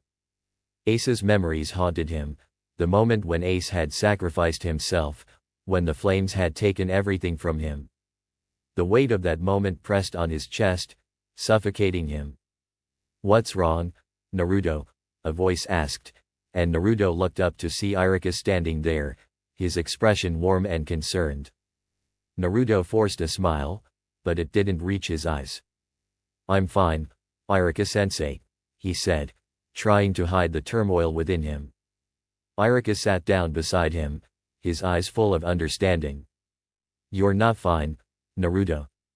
I can see it in your eyes. I've seen that look before. You're scared." Naruto's smile faltered. "Scared of what?" Iruka's gaze softened. "Scared of the power inside you. Scared of losing control." Naruto didn't respond at first. He didn't know how to explain it. He didn't know how to put into words the fear that had settled deep within him. He had always thought power was the key to winning, to being acknowledged. But now, after seeing what his flames could do, he wasn't so sure. What if he lost control, like Ace had? What if, one day, he destroyed everything around him without even realizing it? Iruka placed a reassuring hand on Naruto's shoulder. "Naruto, strength isn't about being invincible or being the strongest. It's about protecting others, about using your power for good. You don't have to fear what's inside you. You have the strength to control it, but you have to trust yourself. Trust that you're not alone in this." Naruto swallowed hard, the knot in his throat tightening. Iruka's words were simple, but they struck a chord deep within him. He wasn't alone. He had his friends, his comrades, and they all depended on him. He wasn't just fighting for himself anymore, he was fighting for them, for everyone who believed in him. "I'll try," Naruto said quietly, his voice filled with a new sense of resolve. "I won't let it control me. I'll use it to protect those I care about." Iruka smiled, a proud look on his face. "That's all I can ask of you, Naruto. You're going to do great." As the Chunin exams continued, Naruto knew that his journey was far from over. There would be more trials, more battles, but with each one, he would learn to control the fire inside him, to use it not just as a weapon, but as a tool for something greater. And with that determination, Naruto walked back into the arena, ready for whatever came next. The days following the Chunin exams were a whirlwind of activity in Konoha, but none of it seemed to calm the storm brewing within Naruto. He had spent every waking moment wrestling with the wildfire chakra that swirled deep within him, its unpredictable nature threatening to consume him at any given moment. The flames were powerful, yes, but with power came fear, a fear that if he lost control, it would be more than just him who would suffer. He was out in the training grounds, trying to channel his energy into a controlled burst of flame. His previous attempts had always ended in disaster. Whether it was scorching the earth beneath him or igniting the trees around him, Naruto felt like he was taming a wild beast that had no intention of being domesticated. Focus, Naruto. Jiraiya's voice broke through his frustration, and he looked up to find the legendary Chunin standing nearby, arms crossed with an amused expression on his face. If you want to be a true shinobi, you need more than just raw power. Naruto scowled, wiping the sweat from his brow. You make it sound so easy, Jiraiya-sensei. This fire inside me, it's like trying to hold onto a raging storm. Jiraiya chuckled, taking a few steps forward. I know it seems difficult, but that's exactly why you need discipline. You've got all this potential, Naruto. Fire chakra, that's no small feat. But you're not the first to struggle with such immense power. Naruto frowned. You mean there are others like me? With flames like this? Jiraiya's eyes softened, though his smile remained mischievous. Possibly. The thing about chakra, especially elemental chakra like yours, is that it's not always just about technique. Sometimes, it's about something more ancient. Naruto blinked, confused. Ancient? What do you mean? Jiraiya lowered his voice, becoming more serious. It's possible that your flames are tied to a dormant bloodline, or maybe even an ancient technique. Something that goes back generations. We'll need to figure out exactly what it is, but for now, we focus on control. Naruto's curiosity piqued, but before he could ask more, Jiraiya continued. To control the fire, we need to start with the basics. You've got to learn how to stabilize your chakra. And I've got just the thing for that. Naruto looked at him, confused. Stabilize? How do you even do that? Jiraiya grinned, pulling out a scroll from his coat and unfurling it. We're going to start with sealing techniques. This is the key to containing and controlling your chakra flow. The right seals will give you the balance you need. Naruto watched carefully as Jiraiya demonstrated a series of hand signs, his fingers moving with fluid grace as he summoned a series of intricate symbols on the ground. The air around him seemed to hum with power, and Naruto could feel the ground pulse beneath his feet. The idea, Jiraiya explained, is to use these seals to draw out your chakras slowly and carefully. It's like putting a lid on a boiling pot. You let the steam out, but only in controlled bursts. Naruto nodded, trying to understand the concept. He had always been more of a straightforward kind of guy, preferring to rush into things rather than take his time and study the finer details. But for the first time in a long time, he felt a sense of respect for the way Jiraiya approached his training. Let's start small, Jiraiya said, tossing a small chunk of paper into the air. It hovered in front of Naruto, glowing faintly with chakra. Focus on this paper. Use your fire chakra, but don't let it go wild. Try to control it. Naruto focused, his chakras swirling deep inside him, ready to be unleashed. He could feel the heat building in his core as his hands began to tremble with anticipation. Slowly, he extended his fingers, trying to channel his fire through the paper. The moment the paper began to smoke, Naruto's concentration broke, and the flames exploded in a burst of heat that sent him flying backward. He landed with a thud on the ground, the air around him singed and the remnants of the paper floating in ashes. Jiraiya chuckled from where he stood, arms still crossed. Not bad for a first try. But you've got a long way to go. Naruto groaned, rubbing the back of his head. That was terrible. I can't even make a piece of paper burn without blowing everything up. Patience, Naruto, Jiraiya replied with a smirk. You've got the raw potential, but you've got to learn to focus that energy. This fire chakra of yours, it's like a wild horse. If you want to ride it, you've got to learn how to handle the reins. Naruto stood up, brushing off the dirt. Right. I'll get it next time. The training continued for weeks.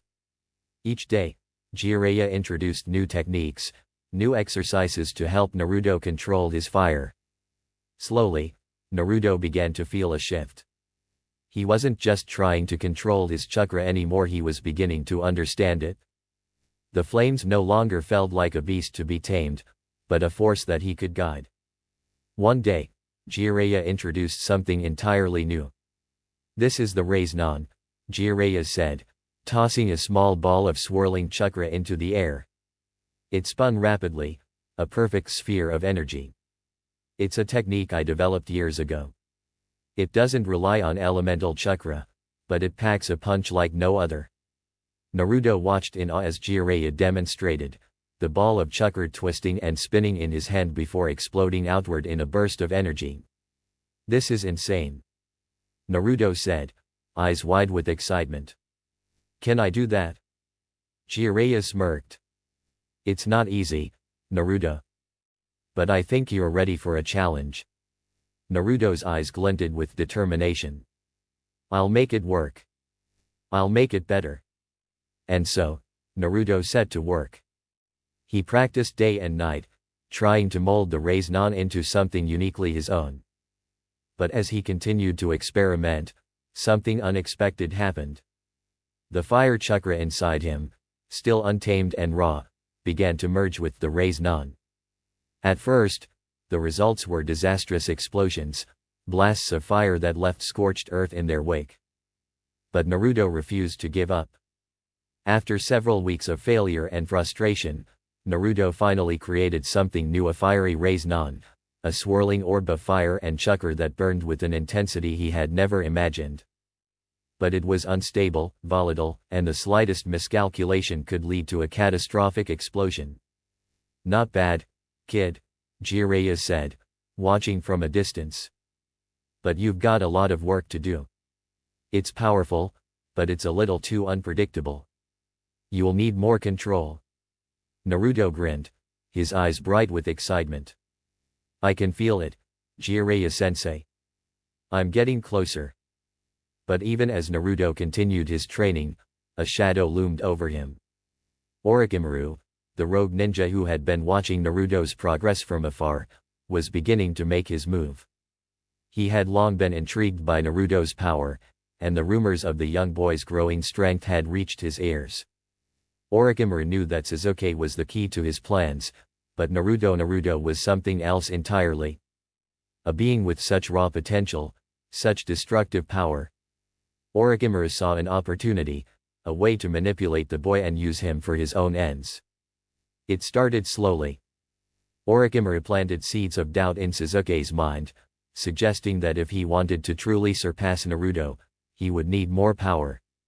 He spoke of forbidden jutsu, of strength beyond measure, and of the power that lay within the darkness. Sasuke, always driven by his thirst for strength, began to listen. Orochimaru's words burrowed deep into his mind, and the hunger for more power began to consume him. But it wasn't just Sasuke who caught Orochimaru's eye. His spies, hidden deep within Konoha, reported back on Naruto's growing abilities. The boy's power was immense, but it was still untamed. If Orochimaru could control him, if he could harness that power and bend it to his will, he would be unstoppable. And so, Orochimaru's plans took shape. He began to move his pieces into place, waiting for the perfect moment to strike. But for now, he bided his time, content to watch and wait as Naruto and Sasuke grew stronger. He knew that sooner or later, one of them would break, and when that moment came, he would be ready. Naruto, meanwhile, continued to train. He was no longer just a boy trying to control fire, he was becoming something more. Something dangerous. And as his strength grew, so too did the pressure. The furnace inside him was burning brighter every day, and the question wasn't whether he could control it, it was whether he could ever truly tame it. Naruto stood alone in the training grounds as the setting sun bathed the land in fiery hues. His chest heaved with each breath, his muscles sore from the relentless training. But it didn't matter. He had a goal now. A purpose. He wasn't just fighting for recognition or to prove a point anymore. This was about mastering the power inside him, the destructive force that threatened to overwhelm everything in its path. The Inferno Sphere, the new technique he had been tirelessly perfecting, was both his greatest achievement and his biggest challenge. It was a Raise-Non, but with his fire chakra infused into it, turning the swirling sphere into a blazing inferno. It was far more dangerous than any jutsu he had used before. One wrong move, one slight miscalculation, and it could tear apart the entire landscape. Naruto clenched his fists, focusing all his energy into controlling it. The ball of swirling flames danced in his hand, flickering like the embers of a dying fire. He could feel the heat pulsing in his palm, the raw power threatening to burst free. With a sharp exhale, Naruto pushed his chakra into the technique, trying to stabilize the flames, control their unpredictable nature. He had to. This technique was his ticket to proving himself in the finals of the Chunin exams, where he would face powerful opponents, and where the stakes would be higher than ever. The Inferno Sphere grew in size, a swirling mass of fire and chakra, its intensity rising with every passing second. Naruto grinned through the sweat dripping down his face. He could feel the connection between himself and the flames. It was no longer a struggle, it was becoming second nature. But that didn't mean it was safe. Every time he formed the Raise-Non with fire, he had to tread carefully, or he would destroy everything in his path. With a determined grunt, Naruto released the technique, sending the sphere of fire crashing into a nearby boulder. The impact was catastrophic. The explosion sent a shockwave through the ground, splintering the boulder into pieces and sending debris flying in all directions. Naruto collapsed to one knee, panting heavily, but a wide grin spread across his face. It had worked. The technique had been perfected. But as he stood, wiping the sweat from his brow, he couldn't shake the feeling that something else was missing. Something bigger. His eyes narrowed as he looked out at the horizon, feeling an unease creeping over him. The finals were coming, and with them, new challenges. His power might have grown, but it wasn't enough. He needed more. Meanwhile, Sasuke was far from the peaceful serenity Naruto felt in his small victories.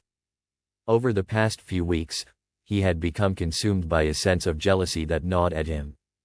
Every time he saw Naruto's fire jutsu in action, every time the boy grew stronger, Sasuke could feel the envy festering in his chest.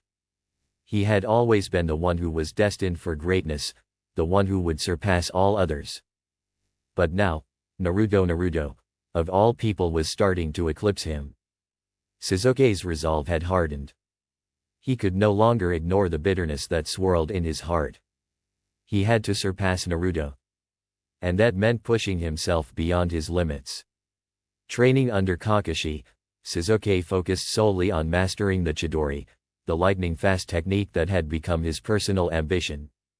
His body felt like it was on fire as he channeled his chakra into the technique, his fingers crackling with electrical energy.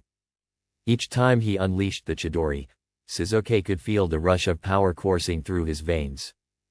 But even that wasn't enough. Not when Naruto's flames burned so brightly. He couldn't let Naruto surpass him. He wouldn't. The tension within Team 7 was palpable. While Naruto poured all his energy into his fiery techniques, Sasuke withdrew into himself, isolating himself from his teammates. Sakura, ever the optimist, tried to keep the team together, but she could sense the growing distance between Sasuke and Naruto. It wasn't just jealousy anymore, it was something darker. And it scared her. Naruto. Sakura murmured one afternoon, watching him train from a distance. You need to talk to him. Naruto paused, his hands still raised in mid-air as he prepared to form another Inferno Sphere. His face was flushed with exertion, but he didn't respond. He didn't know what to say. Sasuke's jealousy was something Naruto had seen before, but now it was different. Sasuke wasn't the same boy he had once looked up to. The gap between them was widening, and Naruto could feel it. I don't know what's going on with him, Naruto said finally, dropping his hand. But I can't worry about that now. The finals are coming. I've got to get stronger. Sakura frowned but said nothing. She knew Naruto's determination better than anyone, but she also understood the weight of the tension growing between him and Sasuke. It wasn't just about fighting any war. It was about something deeper, something that was threatening to tear their team apart. The days leading up to the finals were a blur of preparation and sleepless nights.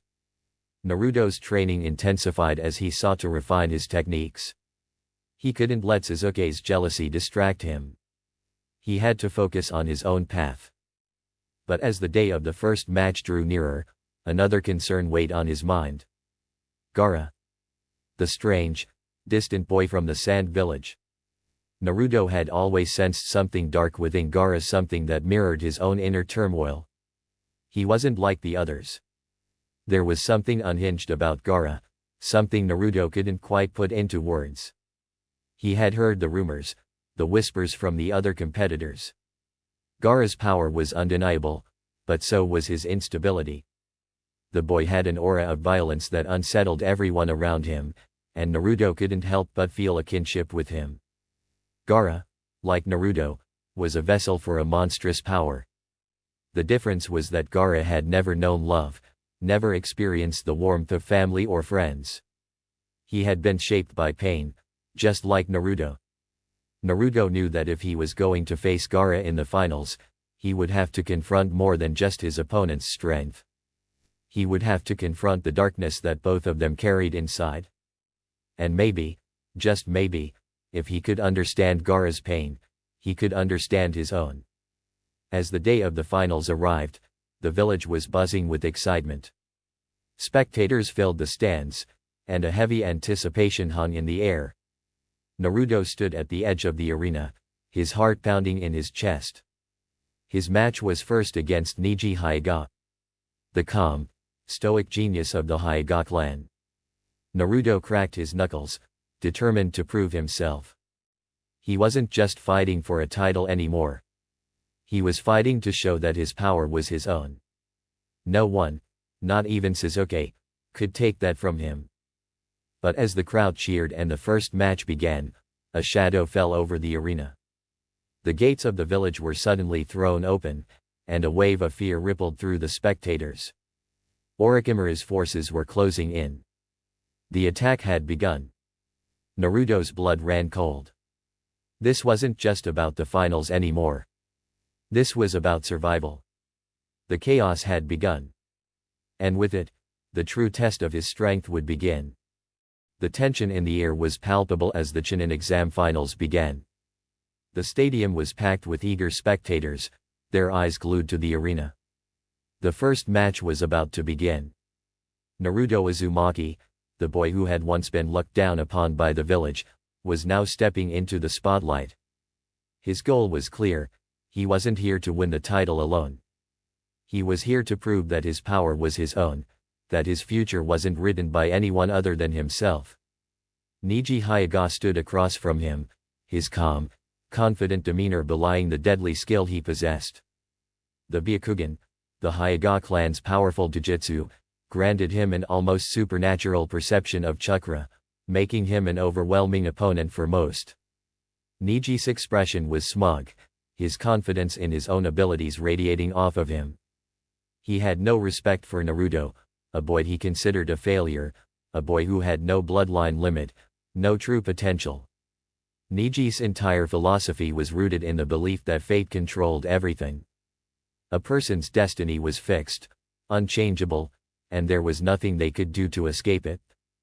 And as far as he was concerned, Naruto was destined to be nothing more than a weakling.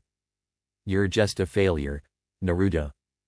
A boy destined to remain weak, no matter how hard you try," Neji sneered. His words were like daggers, but Naruto didn't flinch. He had heard worse. He had been called worse.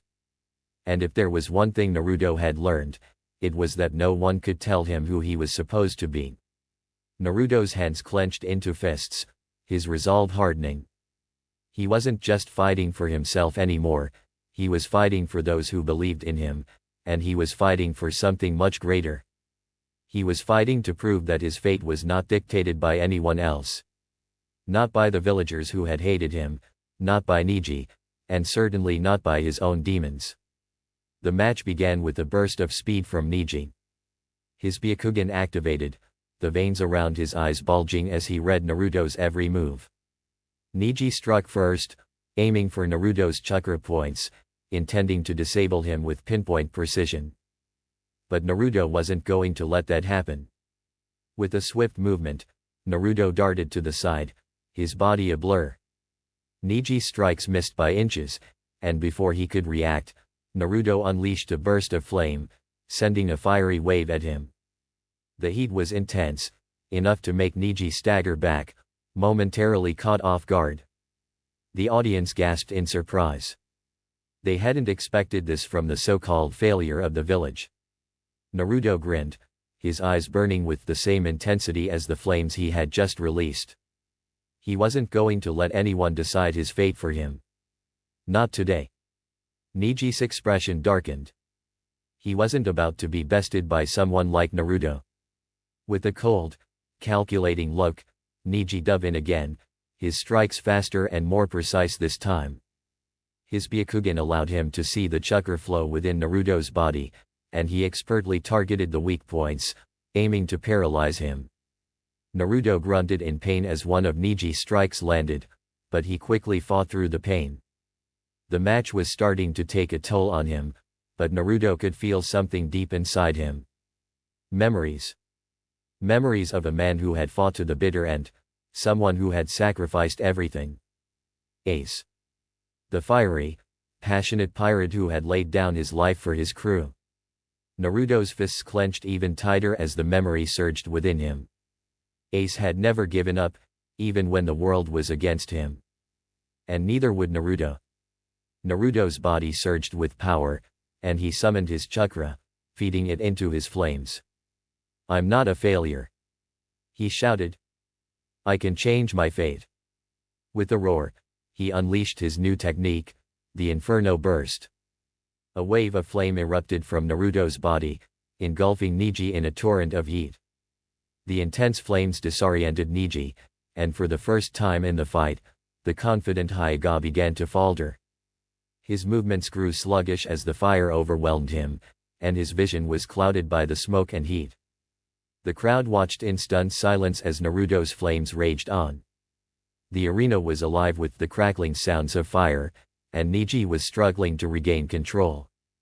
With one final push, Naruto directed the flames to strike directly at Neji, sending him flying across the arena. The match was over. Neji, barely conscious and scorched from the attack, lay defeated on the ground. Naruto stood over him, his chest heaving with exhaustion, but his eyes burning with a fierce resolve. He had won not just the match, but the right to choose his own future. The arena erupted in cheers. For the first time, the villagers looked at Naruto with something other than disdain. He wasn't the failure they had once believed him to be. He had proven them all wrong. But for Naruto, this victory meant something much deeper. It wasn't just about winning a title, it was about showing that destiny could be changed, that fate wasn't something that could be decided by someone else. He had created his own path, and he wasn't going to let anyone take that from him. From the corner of his eye, Naruto caught sight of Hinata. She was watching him from the stands, her eyes filled with admiration and pride. A small smile tugged at the corner of his lips, but he quickly turned away, focusing on the next challenge ahead. He had won this battle, but there was more to come. As Neji was taken off the arena, Sasuke entered, his face set in grim determination. He wasn't paying attention to Naruto. His gaze was fixed solely on the sand ninja he was about to face. Gaara. The crowd fell silent as the next match began. Sasuke, now armed with his Chidori, moved toward Gaara with a cold, focused expression. The air around Gaara was thick with an unnatural, menacing presence. His sand was shifting restlessly, as if alive, and his eyes glinted with madness. Sasuke's first strike, the Chidori, landed with brutal precision. The lightning-charged attack slammed into Gaara, cutting through the sand shield he had created. But Gaara didn't fall. His body absorbed the attack as if it were nothing more than a minor inconvenience. Sasuke's expression darkened as he realized his Chidori wasn't enough to stop Gaara. Naruto felt the tension in the air, the heavy chakra emanating from Gaara. He could sense something was wrong. Gaara's chakra was unstable, chaotic. He was losing control, and Naruto knew that if he didn't do something soon, things would get much worse. The sand around Gaara began to shift violently, forming a massive shield around him. The air crackled with the energy of his unchecked power. Naruto felt a shiver run down his spine. He knew this wasn't just a fight for the title. Gaara was a time bomb waiting to explode, and if he did, the entire village would be at risk. As the battle between Sasuke and Gaara raged on, Naruto stood on the sidelines, watching intently. He could feel the weight of the situation pressing down on him. Sasuke was strong, but he was struggling. Naruto had no choice. He had to step in before things got out of hand. Suddenly, the arena was plunged into chaos. Gaara's sand erupted from the ground, creating a massive wave that swept toward Sasuke. Sasuke struggled to keep his footing as the sand closed in on him. The air was thick with tension, and it was clear that Gaara had lost all control. Naruto's heart raced as he charged forward, flames already swirling around his hands. This wasn't just about the fight anymore. It was about stopping Gaara before he became a threat to everyone around him. Orochimaru, hidden in the shadows, watched with keen interest. His plans were already in motion, but the chaos unfolding in the arena was only going to make things more complicated. Sasuke, the boy he had been watching so carefully, was already showing cracks in his resolve. And Naruto was becoming more than just a problem. As Naruto prepared to jump into the fray, his thoughts shifted to Sasuke. The boy was still consumed by his obsession with power. And if he wasn't careful, that obsession would be his downfall. Naruto couldn't let that happen, not when he had the power to stop it. The flames within him surged again, and Naruto dove into the chaos. This wasn't just about the Chunin exams anymore. It was about protecting his friends, protecting his village, and ensuring that the flames of his own power didn't consume him as well. The sun hung low in the sky, casting an orange glow over the Hidden Leaf village. The atmosphere in the stadium was charged with anticipation as the Chunin exams continued, but beneath the surface, a darker presence was creeping ever closer. Orochimaru, one of the legendary Chunin, had long been biding his time, waiting for the right moment to strike. And now, as the final matches of the Chunin exams were underway, that moment had arrived. The ground trembled beneath Naruto's feet as the sound of distant explosions echoed in the air. The sudden eruption of chaos caught everyone off guard. The once gleaming stadium turned into a war zone in a matter of seconds as the gates were breached. Sand and sound ninja poured into the village, their movements swift and lethal. The screams of civilians filled the air, and smoke billowed from every corner of the village.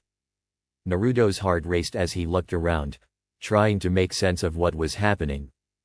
Gaara, the boy he had just faced in the arena, had already begun to lose control. His eyes, filled with madness, scanned the village as his chakras surged uncontrollably.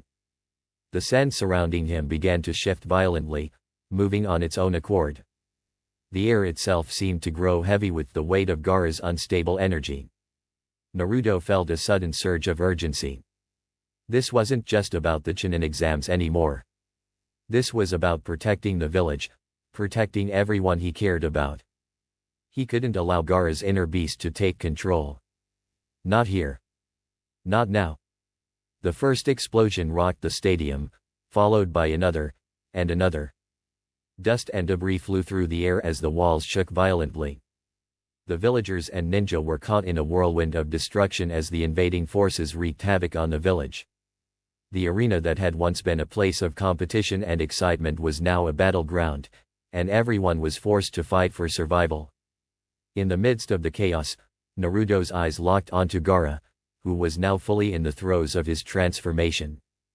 His chakras spiraled out of control, the sands around him churning and rising like a living creature. Naruto could feel the familiar sensation of dread creeping up his spine as Gaara's eyes glinted with madness. The transformation into the monstrous Shikaka was imminent, and if that happened, the village would be in grave danger. Naruto clenched his fists, a flare of determination igniting in his chest. His thoughts flashed to Ace, the pirate who had never backed down, no matter how overwhelming the odds. He had witnessed Ace's strength and his resolve in the face of impossible enemies. Naruto could hear Ace's voice echoing in his mind, "Don't hesitate. Take the fight to them. Show them the strength of your flames." With his resolve solidified, Naruto charged forward, using his speed and agility to dart through the chaos of the battlefield. His body was a blur, the flames within him burning hotter than ever before as he focused all of his energy on Gaara. The sand flew toward him in thick waves, but Naruto was ready. He could feel the heat of the battle surrounding him, but he didn't falter. With a single motion, Naruto unleashed a barrage of flame-powered kunai, each one creating an explosion of fire as it collided with the sand shields Gaara erected to protect himself. The sand melted away under the heat of the flames, and Naruto used the distraction to close the distance between them. Gaara's eyes locked onto Naruto, his expression twisted in anger and fear. You think you can stop me?" he shouted, his voice a mix of rage and desperation. His transformation was accelerating. Naruto could feel the weight of the chakra building up around Gaara, and he knew that if he didn't act fast, Gaara would lose control completely. Naruto's mind raced as he tapped into the memories of Ace's battles, his relentless will to fight, his unwillingness to give up in the face of insurmountable odds. Naruto couldn't allow himself to falter. He had to stop Gaara, no matter the cost. With a roar, Naruto threw himself into the fray. He launched a series of explosive fireballs at Gaara, forcing him to retreat, but the sand ninja wasn't done yet. His sand rose once more, twisting and churning in a frenzy as Gaara's tailed beast began to stir within him. The dark energy pulsed through Gaara's body, and Naruto could feel the ground shake beneath his feet as the transformation neared its peak. But Naruto was undeterred. He leapt into the air, his hands already molding chakra for his next move. His body glowed with the intensity of his energy, and the flames within him roared in response. With a cry, he slammed his palms together, forming the shape of a raise-non. But this was no ordinary raise-non. This was an inferno-enhanced raise-non, his hellfire spiral. Flames spiraled around the ball of chakra, creating a whirlwind of fire and energy. Gaara's sand rose to shield him, but it was no match for the intense heat. Naruto slammed the hellfire spiral into the sand shield, and the resulting explosion sent shockwaves through the arena. The flames surged outward, and Gaara's form was engulfed in the inferno. For a moment, everything was silent. When the smoke cleared, Gaara lay on the ground, his body smoking and battered. The sand that had once swirled around him now lay in heaps, scattered by the force of the explosion. His eyes were wide with disbelief as he looked up at Naruto, who stood over him, his body trembling with exhaustion but his spirit unbroken. Naruto stared down at Gaara, his chest heaving with labored breaths. He had done it. He had stopped Gaara's rampage. But at what cost? Gaara's body was battered, and his chakra was unstable, but he had been saved. His transformation into Shikaku had been halted. Naruto's voice was firm, but filled with understanding. You don't have to be alone, Gaara. I know what it's like to feel like no one cares, but you don't have to fight like this. You don't have to give in to the darkness inside you. Gaara's eyes flickered with something resembling fear or maybe confusion, but before he could respond, the ground shook again. This time, it wasn't Gaara's transformation. It was something else.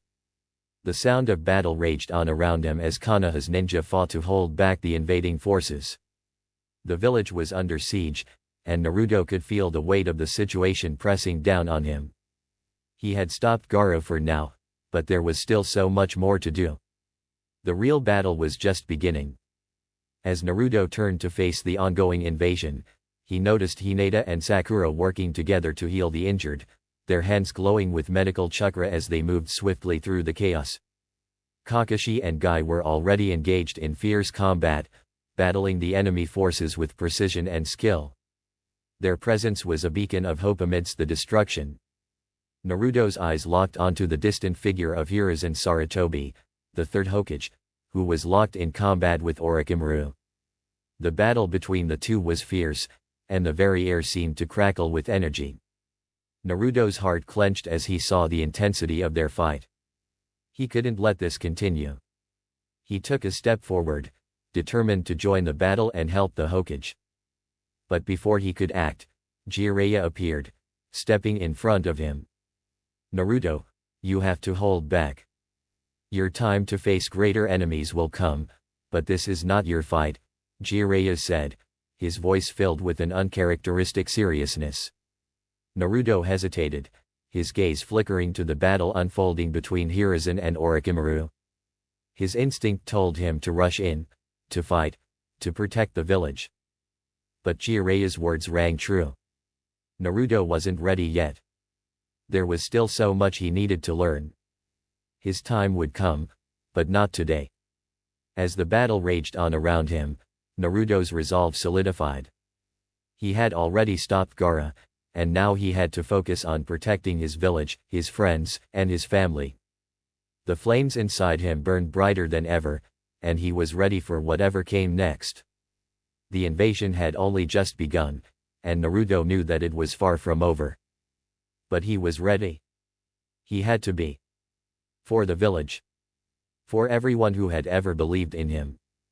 The chaos had ignited, and now it was his turn to fight back with everything he had. The air was thick with smoke, a choking haze that seemed to cling to every surface in the devastated village. The aftermath of the invasion had left Konoha in tatters. Fires still burned in the streets, and the smell of destruction hung heavily in the air. The roar of battle had died down, but the silence that followed was even more deafening. Naruto stood in the wreckage of what had once been a vibrant and bustling village, his eyes hollow, his body still shaking from the events that had unfolded. He couldn't process it all at once. Everything had happened so fast, so violently. His heart felt like it was in a vice, and every step forward felt like an impossible task. His thoughts were consumed by the death of Hiruzen Sarutobi, the third Hokage. The man who had always watched over him, who had treated him with kindness even when the village turned their back on him. Now, he was gone. Naruto had witnessed it all. He had seen the old Hokage stand tall against Orochimaru, facing him with the strength of 1,000 men.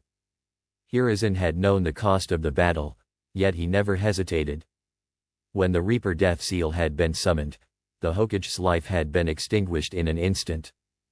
But in that final act, he sealed Orochimaru's arms, stripping the once great Chunin of his power. Naruto couldn't even remember how long he had stood there afterward, unable to tear his eyes away from the body of the man who had been a father figure to him. He had wanted to scream, to shout, to do anything to stop the inevitable. But all he could do was watch as the Hokage's body crumpled to the ground, lifeless. And in that moment, it all came rushing back: the loss of Ace. He had only just come to terms with the death of the man who had meant so much to him, only to be faced with another sacrifice. Ace's fiery sacrifice had taught Naruto so much about strength and resolve. But it was hard to keep those lessons in mind when the person you looked up to, the one who had always been there, was gone. The guilt gnawed at him. He had been too weak to protect Hiruzen. Too slow to stop Orochimaru. And now the village was suffering because of it. His hands clenched into fists, his nails digging into his palms as the pain of loss threatened to drown him. Naruto felt a surge of anger rise within him. Anger at himself. Anger at Orochimaru. Anger at the world that had taken away so many people who had cared for him. He wanted to burn everything down, to tear through the world with his flames until there was nothing left. But deep down, he knew that wasn't the answer. He couldn't lose himself to that rage. A soft voice pulled him from his thoughts. Naruto. Hinata's voice was gentle, but it cut through the chaos in his mind. He turned to face her, finding her standing there, her eyes full of concern. She was bruised and battered, but her presence was a comfort in the storm of emotions swirling inside him. "Hinata," he said, his voice raw with pain. She stepped closer, her hand reaching out to him. "We're all still here. We'll rebuild. We'll keep going." Naruto felt a lump form in his throat. How? How can we rebuild after this? After losing the Hokage, and everything else? Hinata's gaze softened, but her voice was firm. "We have to keep moving forward, Naruto. We can't let their deaths be in vain. The village needs us. You need to be strong, for them, for yourself. For all of us." Naruto clenched his fists, his nails digging deeper into his skin. "I'll never let anyone else die for me. I'll grow stronger. I'll protect everyone, even if I have to become a monster to do it." Hinata didn't say anything else. She just stood there, her silent support a balm to his wounded soul. In that moment, Naruto made a silent vow. He would become stronger. He would never let anyone else suffer the way he had. But not everyone felt the same way. Sasuke stood on the outskirts of the battlefield, his eyes narrowed in thought. He had witnessed Naruto's performance, his growth, and his determination. It had struck a chord within him, igniting a growing frustration. Sasuke's desire for power had always been an unyielding force, but seeing Naruto's strength made him question everything he had believed in. Naruto's flames were not only a literal manifestation of his power, they were a symbol of his relentless pursuit of growth. Sasuke, on the other hand, had always been driven by revenge.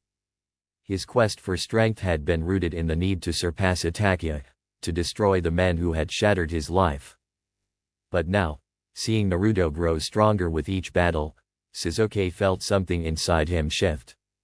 The gap between them had grown wider, and it gnawed at him. He turned his gaze away from Naruto, his eyes dark with determination. He needed more power. If he couldn't match Naruto, if he couldn't close the gap between them, then everything he had fought for would be meaningless. Without a word, Sasuke made a decision. He would seek out Orochimaru. He would learn from him, gain the power he so desperately craved. The price didn't matter. He was willing to sacrifice anything and everything to achieve his goal. As Naruto swore to honor Hiruzen's memory, Sasuke took the first step on a path that would lead him farther away from his former friends. The two boys, once comrades, were now bound by separate destinies, each driven by their own ambitions. The days following the invasion were filled with mourning. The village held a solemn funeral for Hiruzen, and the streets of Konoha were lined with mourners paying their respects.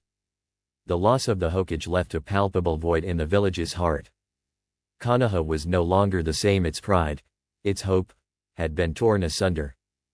But in the midst of the grief, the village rallied together. The remaining ninja, from the rookie teens to the elders, stood united in their resolve. They would rebuild. They would honor the memory of those they had lost by carrying on their legacy. Naruto, however, found himself feeling like an outsider. Despite the unity that surrounded him, he felt more isolated than ever. His guilt over Hiruzen's death weighed on him, and he couldn't shake the feeling that he was to blame for not being strong enough to stop the invasion. He wasn't ready. He hadn't been prepared. But he knew, deep down, that he couldn't stay in this place of grief forever. He had to keep moving forward, for the village, for his friends, for the people he had promised to protect. It was then that Jiraiya appeared, his presence a welcome distraction from the suffocating grief that threatened to consume Naruto. The Toad Sage approached with a serious expression, his usual carefree demeanor nowhere to be found. "Naruto," Jiraiya said, his voice firm but kind, "It's time. We have work to do. We need to find Tsunade." Naruto blinked, confused. "Tsunade? The legendary Chunin?" Jiraiya nodded. "She's the only one who can take Hiruzen's place as Hokage. I need you to come with me. We'll find her together." Naruto's heart skipped a beat at the mention of the Hokage position. He had always dreamed of becoming Hokage one day, but it seemed so distant now. The weight of the title, the loss of Hiruzen, was almost too much to bear. But Jiraiya's words were like a spark in the darkness. This was his chance. His chance to learn, to grow stronger. This journey, he realized, was not just about finding Tsunade. It was about finding himself, about forging his path in a world that was constantly changing. With a determined nod, Naruto agreed. "I'll go with you, Jiraiya. I'll become stronger. I'll become the Hokage, just like Hiruzen wanted." And so, the journey began. Together, Naruto and Jiraiya set out to find Tsunade, the last of the legendary Chunin, and bring her back to Konoha. It was a journey that would test Naruto's resolve, push him to the limits of his abilities, and force him to confront the darkness that threatened to consume him. But no matter what lay ahead, Naruto was ready. For the first time in a long while, he felt a glimmer of hope. A hope that he could protect those he loved, that he could carry on Hiruzen's legacy and create a future where the sacrifices of the past were not in vain. As the sun dipped below the horizon, casting the world in shades of gold and red, Naruto took the first step toward his new destiny. The journey to find Tsunade was far from easy, but Naruto had never been one to shy away from challenges. The weight of the mission, however, was starting to set in. After the devastating loss of Hiruzen, the Hokage, and the chaos that had followed, Naruto felt a deeper sense of responsibility.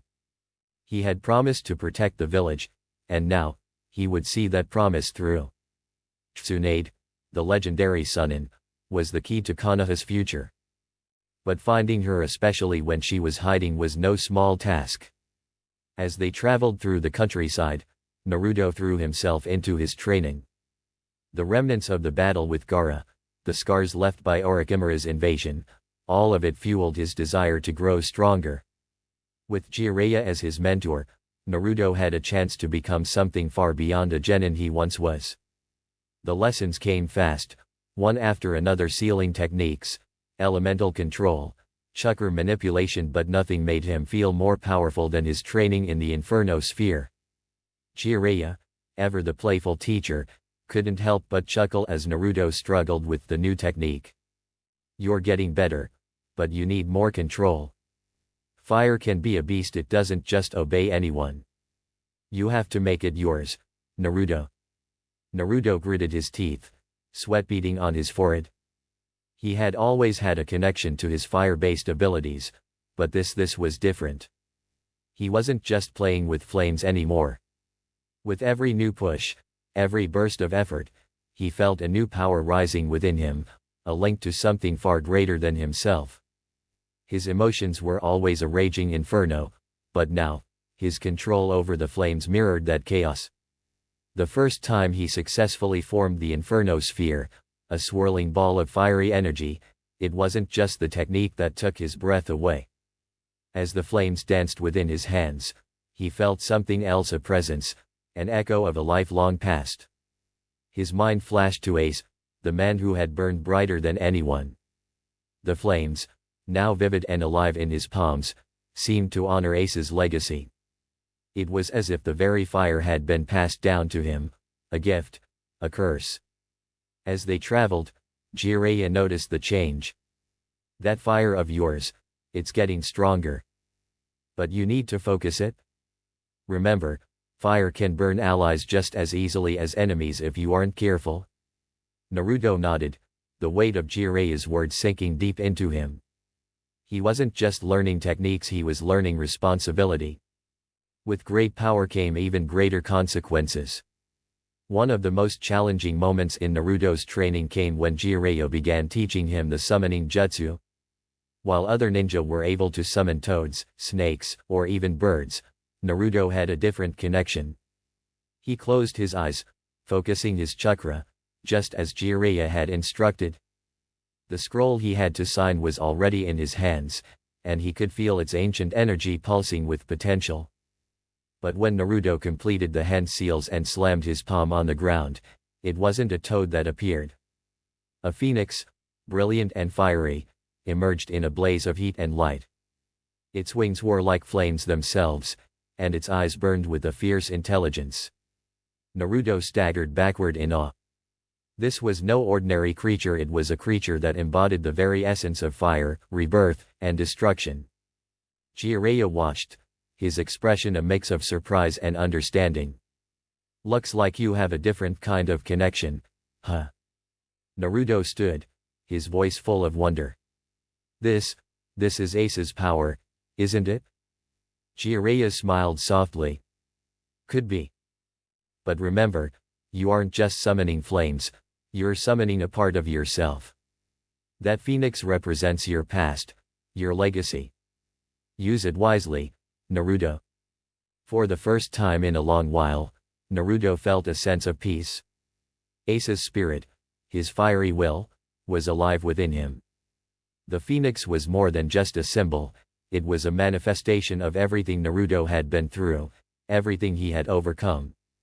It was his connection to the past, and now, it was a part of him. But as Naruto honed his skills, the situation in Konoha grew more dire. Sasuke, the one person Naruto had always considered a rival and a friend, was slipping further from his reach. The boy who had once fought beside him now stood on the brink of a dangerous path. Orochimaru had been watching. Always watching. In the shadows of Konoha, the snake-like Chunin had been manipulating Sasuke, planting seeds of doubt. Sasuke had always been driven by his desire for power, but now, that drive had taken a darker turn. The loss of his brother, Itachi, the need to avenge his clan, it had consumed him. Orochimaru had promised him the power to surpass Naruto, to finally gain the strength he so desperately sought. One night, Sasuke stood alone, staring at the moon. His eyes, usually so calm and collected, were filled with a quiet rage. He had heard the whispers, felt the lure of Orochimaru's promises. Power. Strength. Freedom from weakness. Sasuke clenched his fists, feeling the familiar stirrings of darkness within him. He had never wanted to be like Naruto, he had never wanted to depend on anyone. But seeing Naruto's strength, his growth, and his unwavering resolve made something inside Sasuke stir. What was he lacking? What did Naruto have that he didn't? The answer came to him in a single thought: power. Orochimaru's offer was tantalizing. He could have it all, strength beyond his wildest dreams. But the price would be high. Sasuke hesitated, but only for a moment. His desire for power had always been his greatest flaw, and now, it was the very thing that would drive him to betray everything he had once held dear. Orochimaru's voice echoed in his mind. "You can surpass Naruto. You can be stronger than anyone. Just take my offer, Sasuke. Join me, and together, we will reshape the world." With a final glance at Konoha, Sasuke made his decision. Meanwhile, Naruto and Jiraiya had found Tsunade. It hadn't been easy. She was notorious for her stubbornness, her reluctance to return to the life of a shinobi. Tsunade had seen too much. She had lost too much. The shinobi world had crushed her spirit, and she had no desire to be part of it any longer. At first, Tsunade refused the offer to return to Konoha as the fifth Hokage. "What is the point?" she asked bitterly. "The world is nothing but a series of endless battles. I've seen enough death, enough loss to last a lifetime. Hokage? No. I've lost too much to that position already." But Naruto wasn't one to give up easily. He saw something in her, the same pain, the same regrets that he had once felt. She was just like Ace, struggling with her own sense of guilt and failure. "Don't you think it's time to stop running, Tsunade. Naruto said, his voice strong despite the doubts clouding his own heart. I know what it's like to lose someone. Hell, I've lost almost everyone who's ever cared about me. But you can't just give up. You can't hide forever. Tsunade's eyes narrowed, but Naruto didn't flinch. Ace, he taught me something important. He showed me what it means to burn brightly, even if it means you'll fall.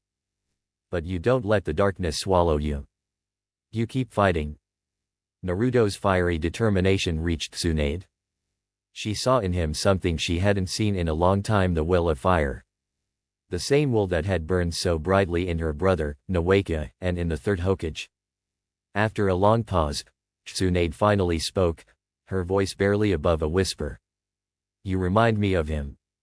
The Hokage. You have that same fire. Naruto's eyes widened.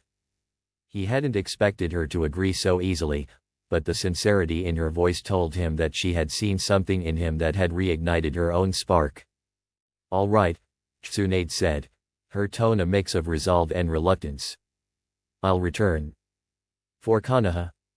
For the people who still believe in the system. But know this, Naruto, if you want to protect this village, you need to be ready. The challenges ahead will be more difficult than anything you've faced before. Naruto nodded, his resolve hardening. I'm ready. And so, with Tsunade agreeing to return to Konoha as the fifth Hokage, the first step toward rebuilding the village began. But little did they know, the storm was far from over. Sasuke had already made his choice, and his path would soon lead him away from everything he had once known. The flames of betrayal were about to be lit, and Konoha would never be the same. Sasuke's departure from Konoha came as a crushing blow, not just to Naruto, but to the entire village. For months, Sasuke had been growing more distant, more obsessed with power. Naruto had seen the signs, but nothing could have prepared him for the day Sasuke finally left. It was a cold, dark night when Sasuke disappeared, slipping away in the shadows as the village slept, unaware of the betrayal unfolding in their midst. Naruto was the first to realize that Sasuke was gone. He stood in the quiet of the village, his mind racing. The bonds they had forged, the rivalry that had driven them both, now seemed to shatter in an instant. Sasuke, the one person who had always been there, who had always pushed him to be better, was gone. And the reason was clear: power.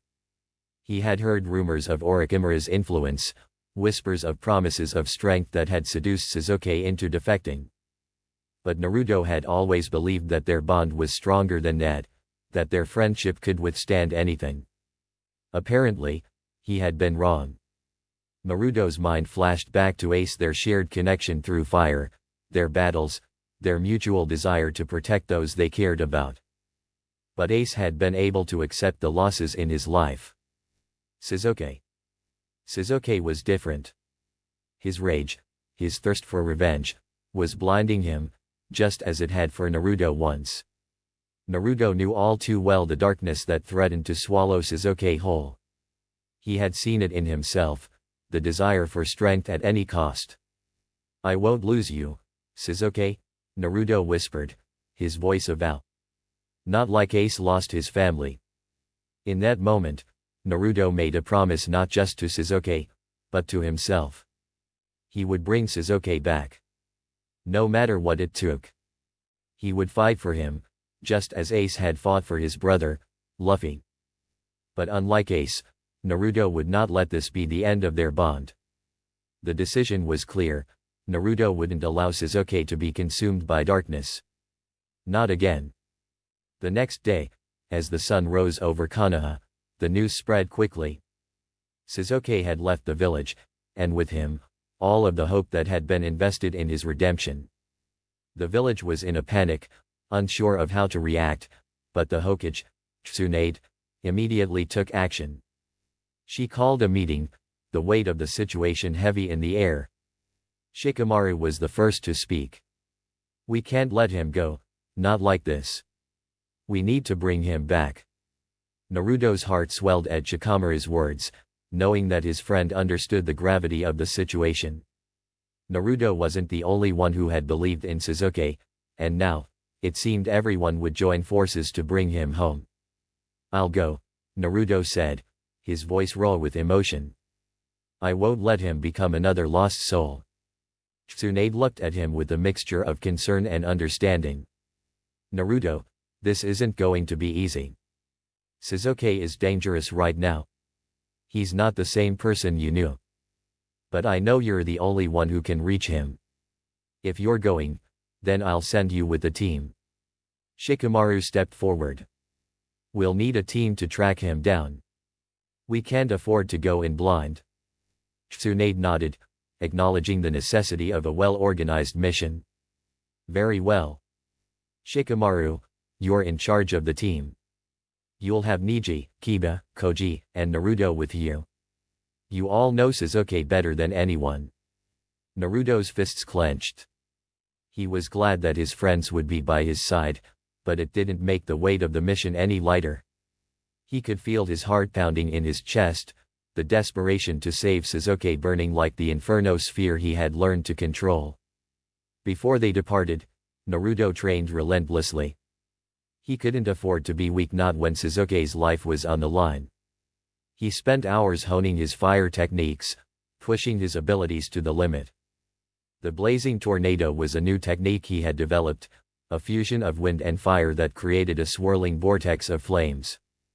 The winds whipped around him, feeding the flames that erupted from his hands, creating a massive storm of fire and air that could devastate everything in its path. It was powerful, but also dangerous if he wasn't careful. It could consume everything in its wake. Jiraiya had taught him how to control his fire, how to focus his emotions into the flames, but this was different. The blazing tornado was an extension of his desperation, his refusal to lose Sasuke. He wasn't just training anymore, he was preparing himself for the fight of his life. As Naruto stood alone on a hilltop, surrounded by the flames he had summoned, the weight of his nightmare came crashing down on him. He saw vision Sasuke, consumed by darkness, his eyes cold and unfeeling. The fire that surrounded him wasn't the same as Naruto's, it was a fire of destruction, of hatred. And then, there was Naruto himself, burning uncontrollably, his body consumed by flames as if the fire was not his to control. The vision faded, but the fear remained. What if he couldn't save Sasuke? What if he became just like him, consumed by the very flames that were meant to protect? The thought haunted him, gnawing at his soul. But there was no time for doubt. As the retrieval team set off, Naruto forced the nightmares from his mind. He had a mission: bring Sasuke back, no matter the cost. The journey to find Sasuke was grueling.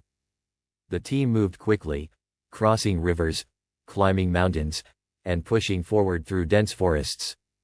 Every step brought them closer to Sasuke, but also deeper into enemy territory.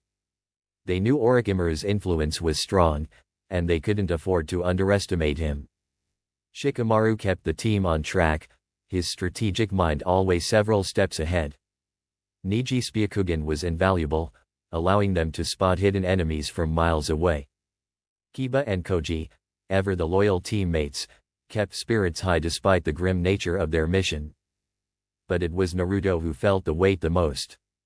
Every step he took felt like it was pulling him further away from the person he had once called a friend. And then, one night, as the team camped under the stars, Naruto's fears were realized. They had tracked Sasuke to a remote clearing, the moonlight casting long shadows over the ground. It was here that Naruto would face him the moment of truth. Sasuke stood at the edge of the clearing, his back to them. His presence was cold, his aura dark, and the power emanating from him was unmistakable. Orochimaru's mark was on him now, and with it, he had gained power beyond anything Naruto had ever imagined. "Sasuke!" Naruto shouted, his voice full of emotion. "Come back. You don't have to do this. Don't let Orochimaru control you." Sasuke's shoulders stiffened, but he didn't turn around. "I don't need you to tell me what to do, Naruto. I'm no longer the same person I was. I'm stronger now, and nothing you say will change that. Naruto felt the sting of those words, but he refused to back down. I don't care how strong you think you are. You're my friend, Sasuke. I'll bring you back. I won't let you become like him, like Orochimaru. The words hung in the air, but Sasuke finally turned around, his eyes filled with contempt. You're just like them. Weak. You'll never understand what I've been through, what I've had to sacrifice. I'm not going to be held back by you or anyone else. Naruto's heart broke at the sight of Sasuke's eyes, so cold and distant. The bond they had shared seemed to be slipping through his fingers, but he refused to give up. With a roar, Naruto activated his blazing tornado, the flames swirling around him in a fury. I won't lose you, Sasuke, he shouted, his voice full of determination. I'll fight for you, even if it means losing everything. Sasuke smirked, his Sharingan eyes glowing red. You can't win, Naruto. I'm already too far gone. The battle began. Flames clashed with darkness, friendship with betrayal. And as the team watched, the two former comrades fought, each determined to prove that they were right. The flames that Naruto summoned were fierce, powerful, and full of emotion. But the darkness that surrounded Sasuke was just as dangerous. And as the battle raged on, Naruto realized one painful truth: some bonds were meant to burn. But as long as there was a chance, he would fight. Because no matter how much Sasuke had changed, Naruto's resolve would never waver. The retrieval team stood by, ready to intervene if necessary. But they all knew that this moment was Naruto's alone. And the outcome would determine not just Sasuke's fate, but Naruto's as well. The air crackled with tension as the retrieval team halted in their tracks. Standing in their path was Kimimaro, his pale skin and cold gaze exuding an unsettling aura. The sharp protrusions of bone emerging from his body made it clear he was no ordinary opponent. Shikamaru cursed under his breath, realizing the danger they faced. Go ahead, Naruto said, stepping forward. I'll handle him. Naruto, are you sure? Kiba asked, his voice edged with concern. Naruto clenched his fists, flames flickering around his hands. Trust me. I've got this. Shikamaru hesitated for only a moment before nodding. Don't die. We'll be waiting. With that, the group moved forward, leaving Naruto to face Kimimaro alone. Kimimaro tilted his head, examining Naruto like a predator sizing up prey. You're brave to face me alone. But bravery without strength is meaningless. Naruto smirked, the fire surrounding him flaring. Let's find out if your bones can handle my flames. Kimimaro didn't waste time with words. He lunged forward, razor-sharp bones erupting from his body like deadly spears. Naruto dodged, twisting in midair as flames ignited at his feet. He retaliated with Inferno Lance, hurling a concentrated spear of fire at Kimimaro. The attack struck, but Kimimaro emerged unscathed, his bones regenerating almost instantly. Interesting, he said, flexing his fingers. But not enough. Naruto gritted his teeth, pushing himself harder. Memories of Ace's final moments flashed in his mind: the sacrifice, the determination. He couldn't let his friends down. Flames erupted around him as he formed the Rasengan, channeling fire chakra into its spiraling core. Blazing spiral, he shouted, slamming the fiery Rasengan into Kimimaro. The explosion sent shockwaves through the clearing. When the smoke cleared, Kimimaro stood, blood dripping from his mouth. He staggered, his body failing despite his will. You, Kimimaro whispered, falling to his knees. You are strong, but strength alone won't save you. His eyes dimmed as his body collapsed, lifeless. Naruto panted, his flames flickering out. Pain burned through his body, but he forced himself to remain standing. He couldn't afford to show weakness. Not yet. As he prepared to move, sand swirled around him. Gaara stepped out of the shadows, his expression unreadable. You defeated him, Gaara said, his voice steady. I expected nothing less. Naruto blinked in surprise. Gaara? What are you doing here? I came to help, Gaara replied. You saved me once. It's time I repaid that debt. A small smile tugged at Naruto's lips. Thanks. But this isn't over yet. Gaara nodded. Then let's finish this. Together, they pressed forward, but the toll of the battle weighed heavily on Naruto. His flames, once vibrant, sputtered and dimmed. By the time they reached the others, Naruto could barely stand. Hinata rushed to his side, her eyes wide with worry. Naruto. You're hurt. I'll be fine, he muttered, though his vision blurred. Hinata's hands glowed with healing chakra as she worked to stabilize him. You push yourself too hard. What if something happened to you? Naruto looked at her, surprised by the intensity in her voice. I can't stop. Not when everyone's counting on me. Tears welled in Hinata's eyes, but she didn't back down. Then let us help you. You don't have to do this alone. Her words struck a chord, reminding him of Ace's final plea to live. He nodded slowly, allowing Hinata to continue healing him.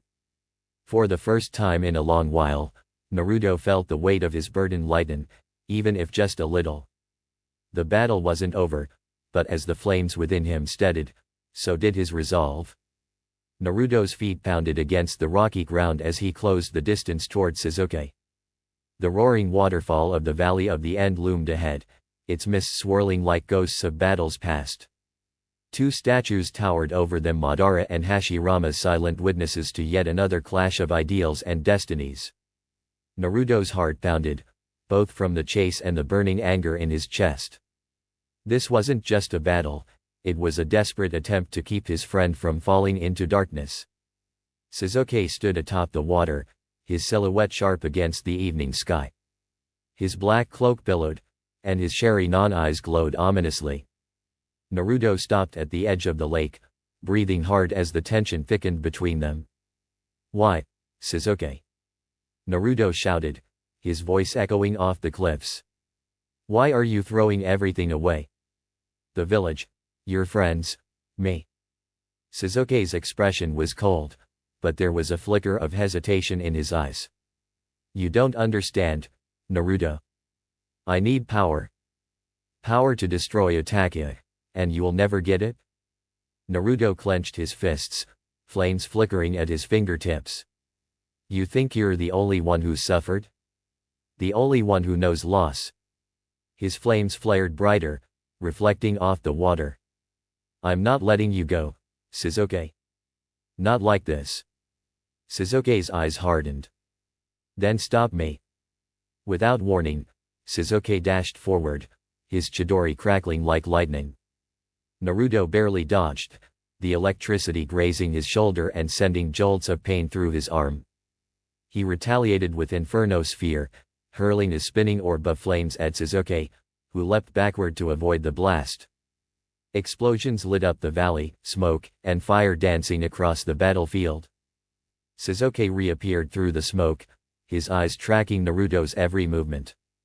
You're stronger than before, Sasuke admitted, but it won't be enough. Naruto gritted his teeth, channeling his chakra. I won't let you win, Sasuke. He slammed his palms together, forming a spiral of flames. Hellfire Barrage. Flames shot toward Sasuke, forcing him to weep through them with blinding speed. He countered with Fire Style, Dragon Flame Jutsu, their flames colliding midair in a fiery explosion. Naruto shielded himself, but Sasuke emerged unscathed, his curse mark beginning to spread across his skin. You can't stop this, Naruto, Sasuke growled as his voice deepened, his power surging. His skin darkened, and wings sprouted from his back. I'll sever these bonds myself. Naruto's eyes widened. The sight of Sasuke's transformation sent chills through him. It reminded him of Ace's last stand, fighting overwhelming odds to protect what mattered most. He couldn't fail here. Naruto charged, flames swirling around him. He dodged Sasuke's Chidori and struck with a flaming punch, only for Sasuke to block it effortlessly. Sasuke countered with a kick that sent Naruto skidding across the water. "You're too soft, Naruto," Sasuke shouted. "That's why you'll never stop me." Naruto stood, wiping blood from his lip. "You're wrong, Sasuke. That's why I won't give up on you."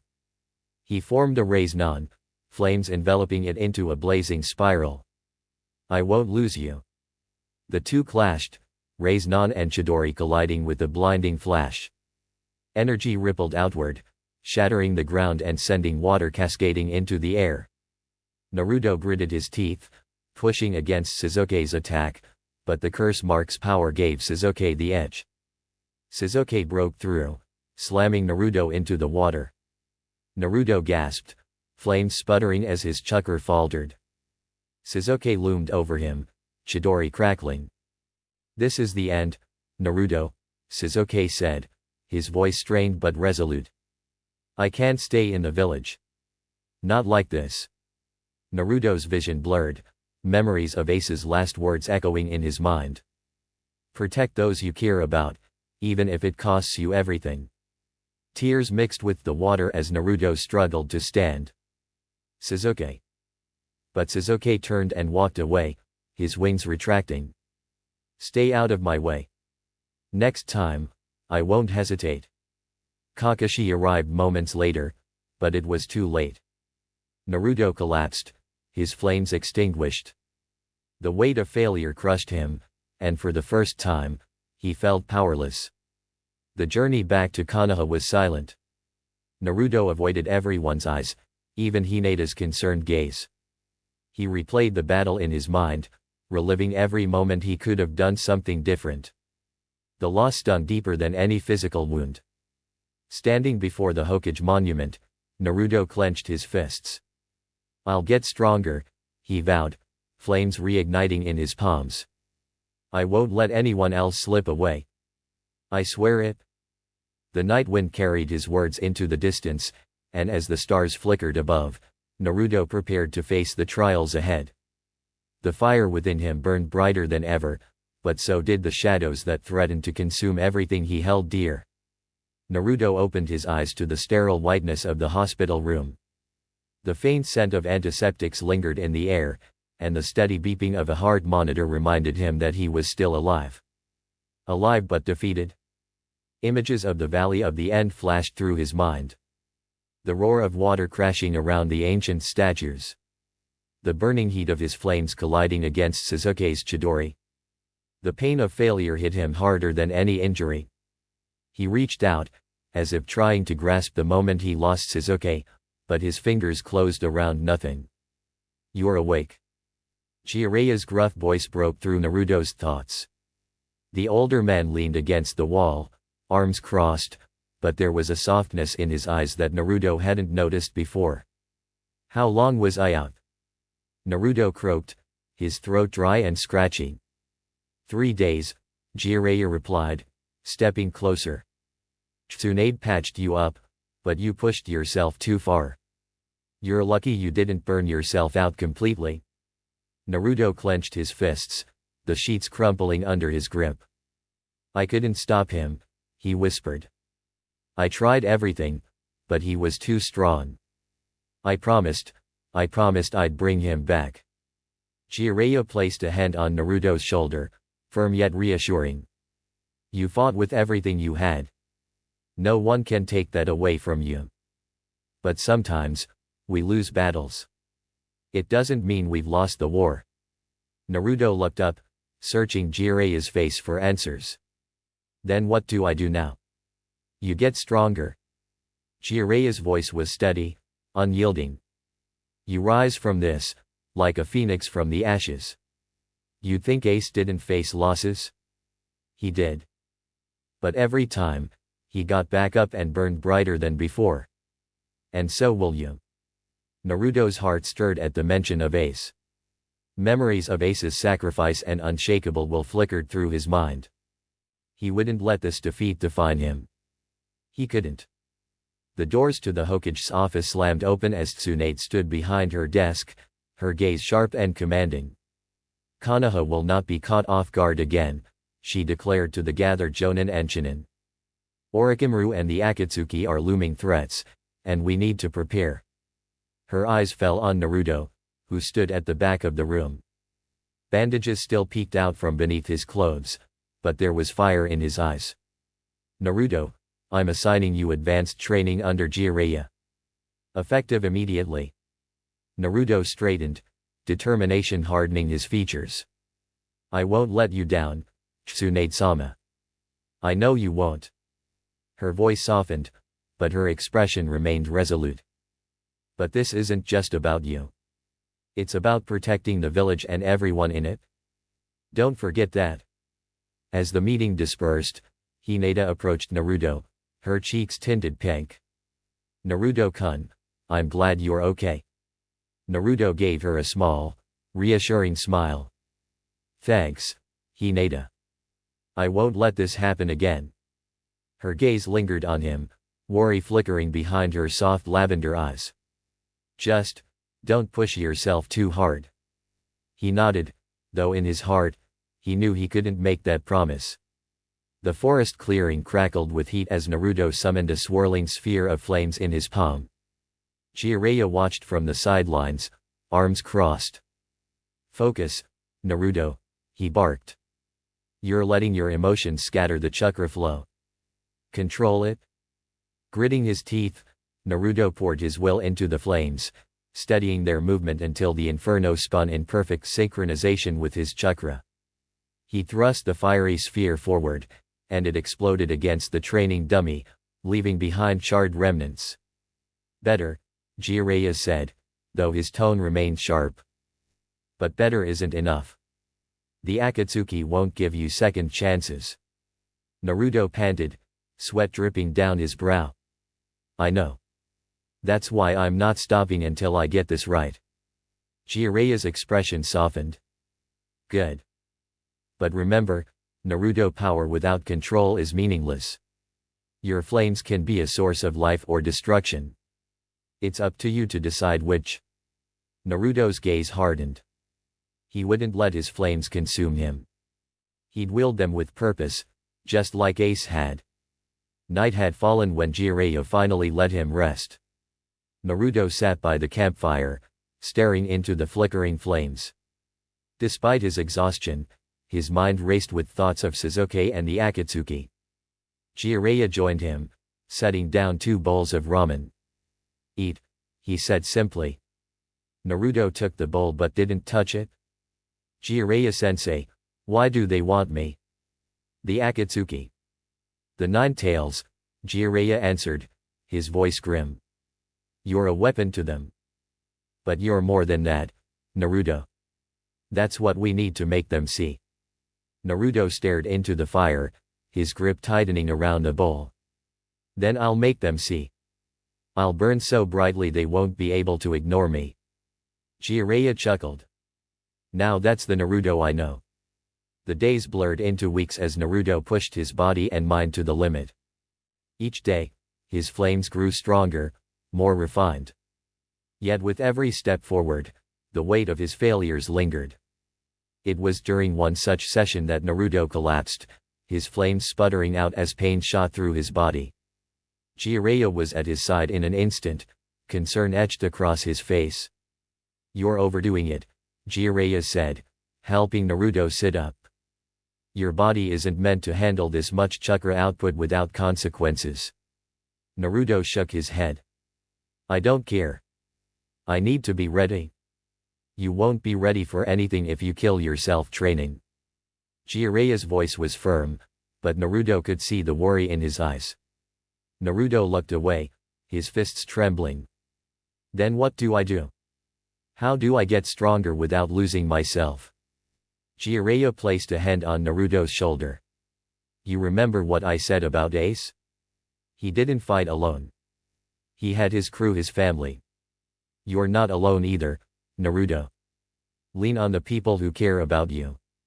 Naruto's thoughts drifted to Hinata, to Sakura, to Kakashi and the others who stood by him. He wasn't alone. And he wouldn't let his flames burn out, not yet. Naruto stood atop a cliff, the wind whipping through his hair as the sun dipped below the horizon. The fire within him burned brighter than ever, but this time, it was steady. He clenched his fists, determination radiating from his very core. Sasuke might have slipped through his fingers, but this wasn't the end. No, this was only the beginning. Naruto's fist slammed against the boulder, sweat streaming down his face as flames danced around his body. His breath came in ragged gasps, but his determination burned brighter than ever. Jiraiya stood a short distance away, arms crossed, observing him closely. The old sage's face was serious, but there was a glint of pride in his eyes.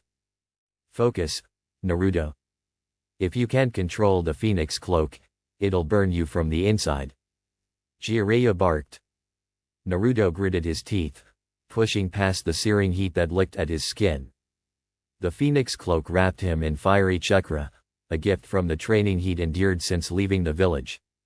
It was raw, untamed power, a double-edged sword that required discipline to master. "You think I don't know that?" Naruto shouted, forming a hand sign. Flames spiraled around him, condensing into the shape of a bird's wings.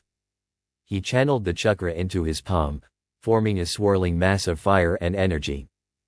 Fire style, Inferno Spiral Raise Non. Naruto roared. He lunged forward, slamming the blazing Raise Non into the boulder.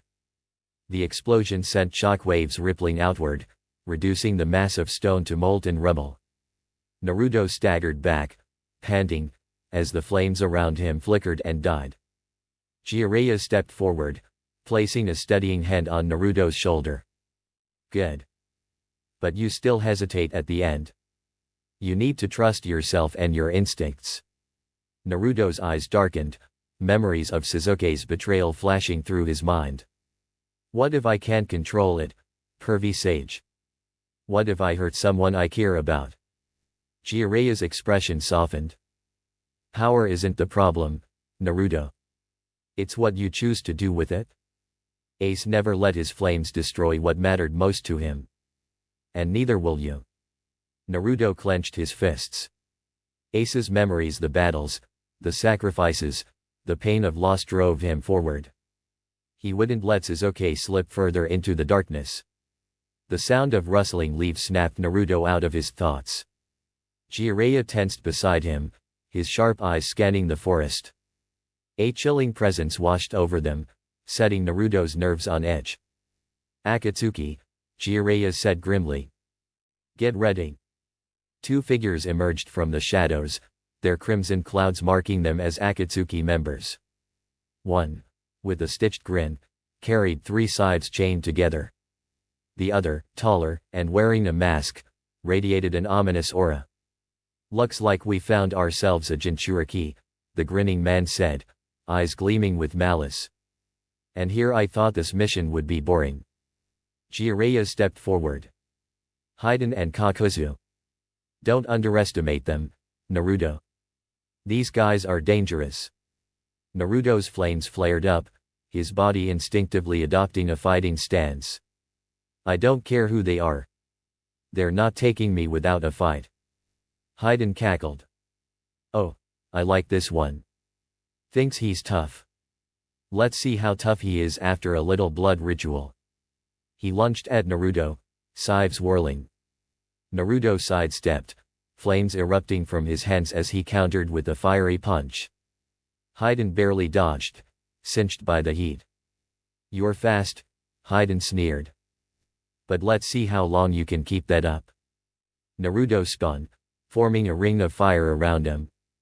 "Long enough to burn you to ashes."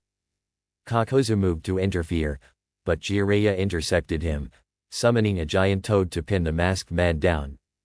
"Naruto. Focus on Haiden. I'll handle this one." Naruto narrowed his eyes, summoning more flames. He darted around Haiden, launching inferno spears that forced the Akatsuki member back. but Haiden's speed and unpredictability kept him just out of reach. Haiden's side finally nicked Naruto's arm, drawing blood. He licked the blade, grinning. "You're mine now." Suddenly, symbols appeared on the ground as Haiden stood in a ritualistic circle. He stabbed himself in the leg, and Naruto felt the pain mirror in his own body. "Damn it!" Naruto fell to one knee, clutching his leg. The flames around him wavered. "Give up," Haiden taunted. "You can't win." But Naruto's eyes blazed with defiance. "You don't know me at all." His flames erupted outward, engulfing Haiden in an inferno shield. The heat melted the symbols on the ground, disrupting the ritual. Haiden screamed, staggering back as his body burned. Naruto seized the opening, forming his inferno spiral Rasengan and driving it into Haiden's chest. The impact sent Haiden flying, leaving him incapacitated. Naruto fell to his knees, his body trembling from exhaustion. Jiraiya appeared beside him, bruised but victorious over Kakazu. "You did good, kid," Jiraiya said, helping Naruto stand. "But this is just the beginning. Akatsuki won't stop coming after you." Naruto's fists clenched. "Let them come. I'll burn them all if I have to." Later that night, Naruto sat by the campfire, staring into the flames. Hineda's face flashed in his mind, followed by Sasuke's cold glare. Jiraiya joined him, handing him a bowl of food. "You're pushing yourself too hard." "I can't stop," Naruto muttered. "Not until I bring Sasuke back.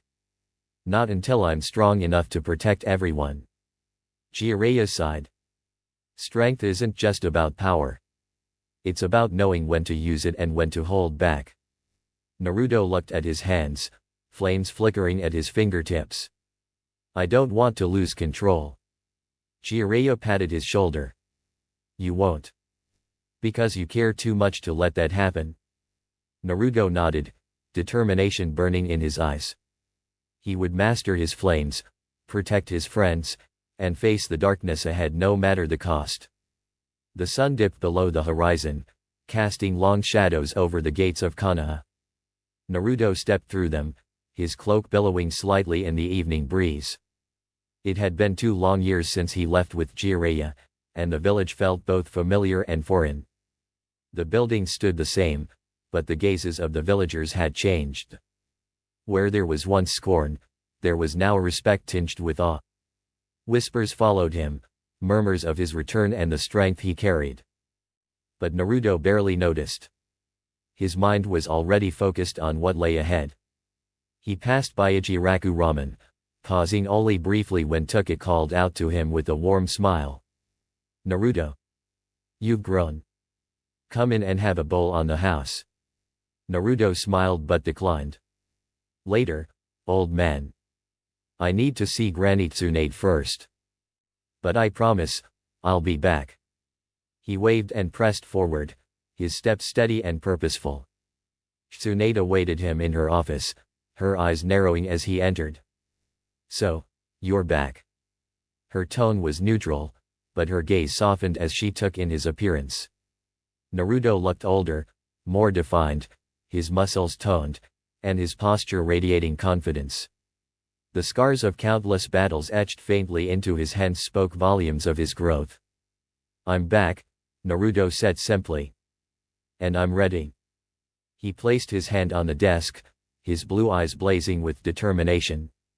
Tsunade leaned back, her lips curling into a smirk. "We'll see just how ready you are." But beneath her words was a flicker of pride. Naruto left the Hokage's office with a mission scroll and a renewed sense of purpose.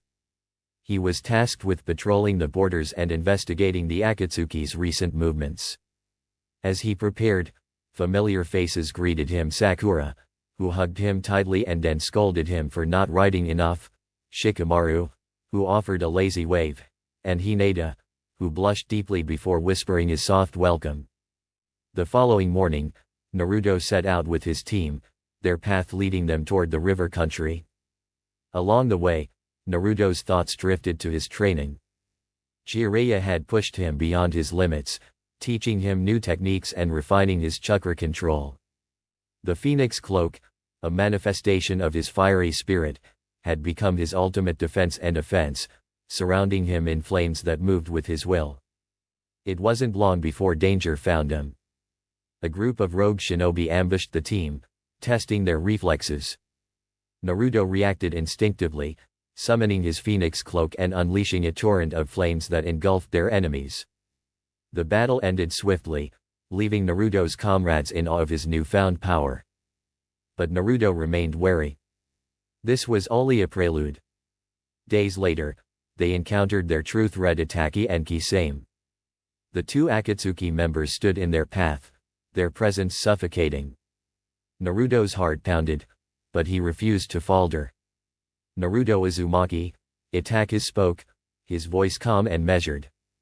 "You've grown stronger. But strength alone won't save you."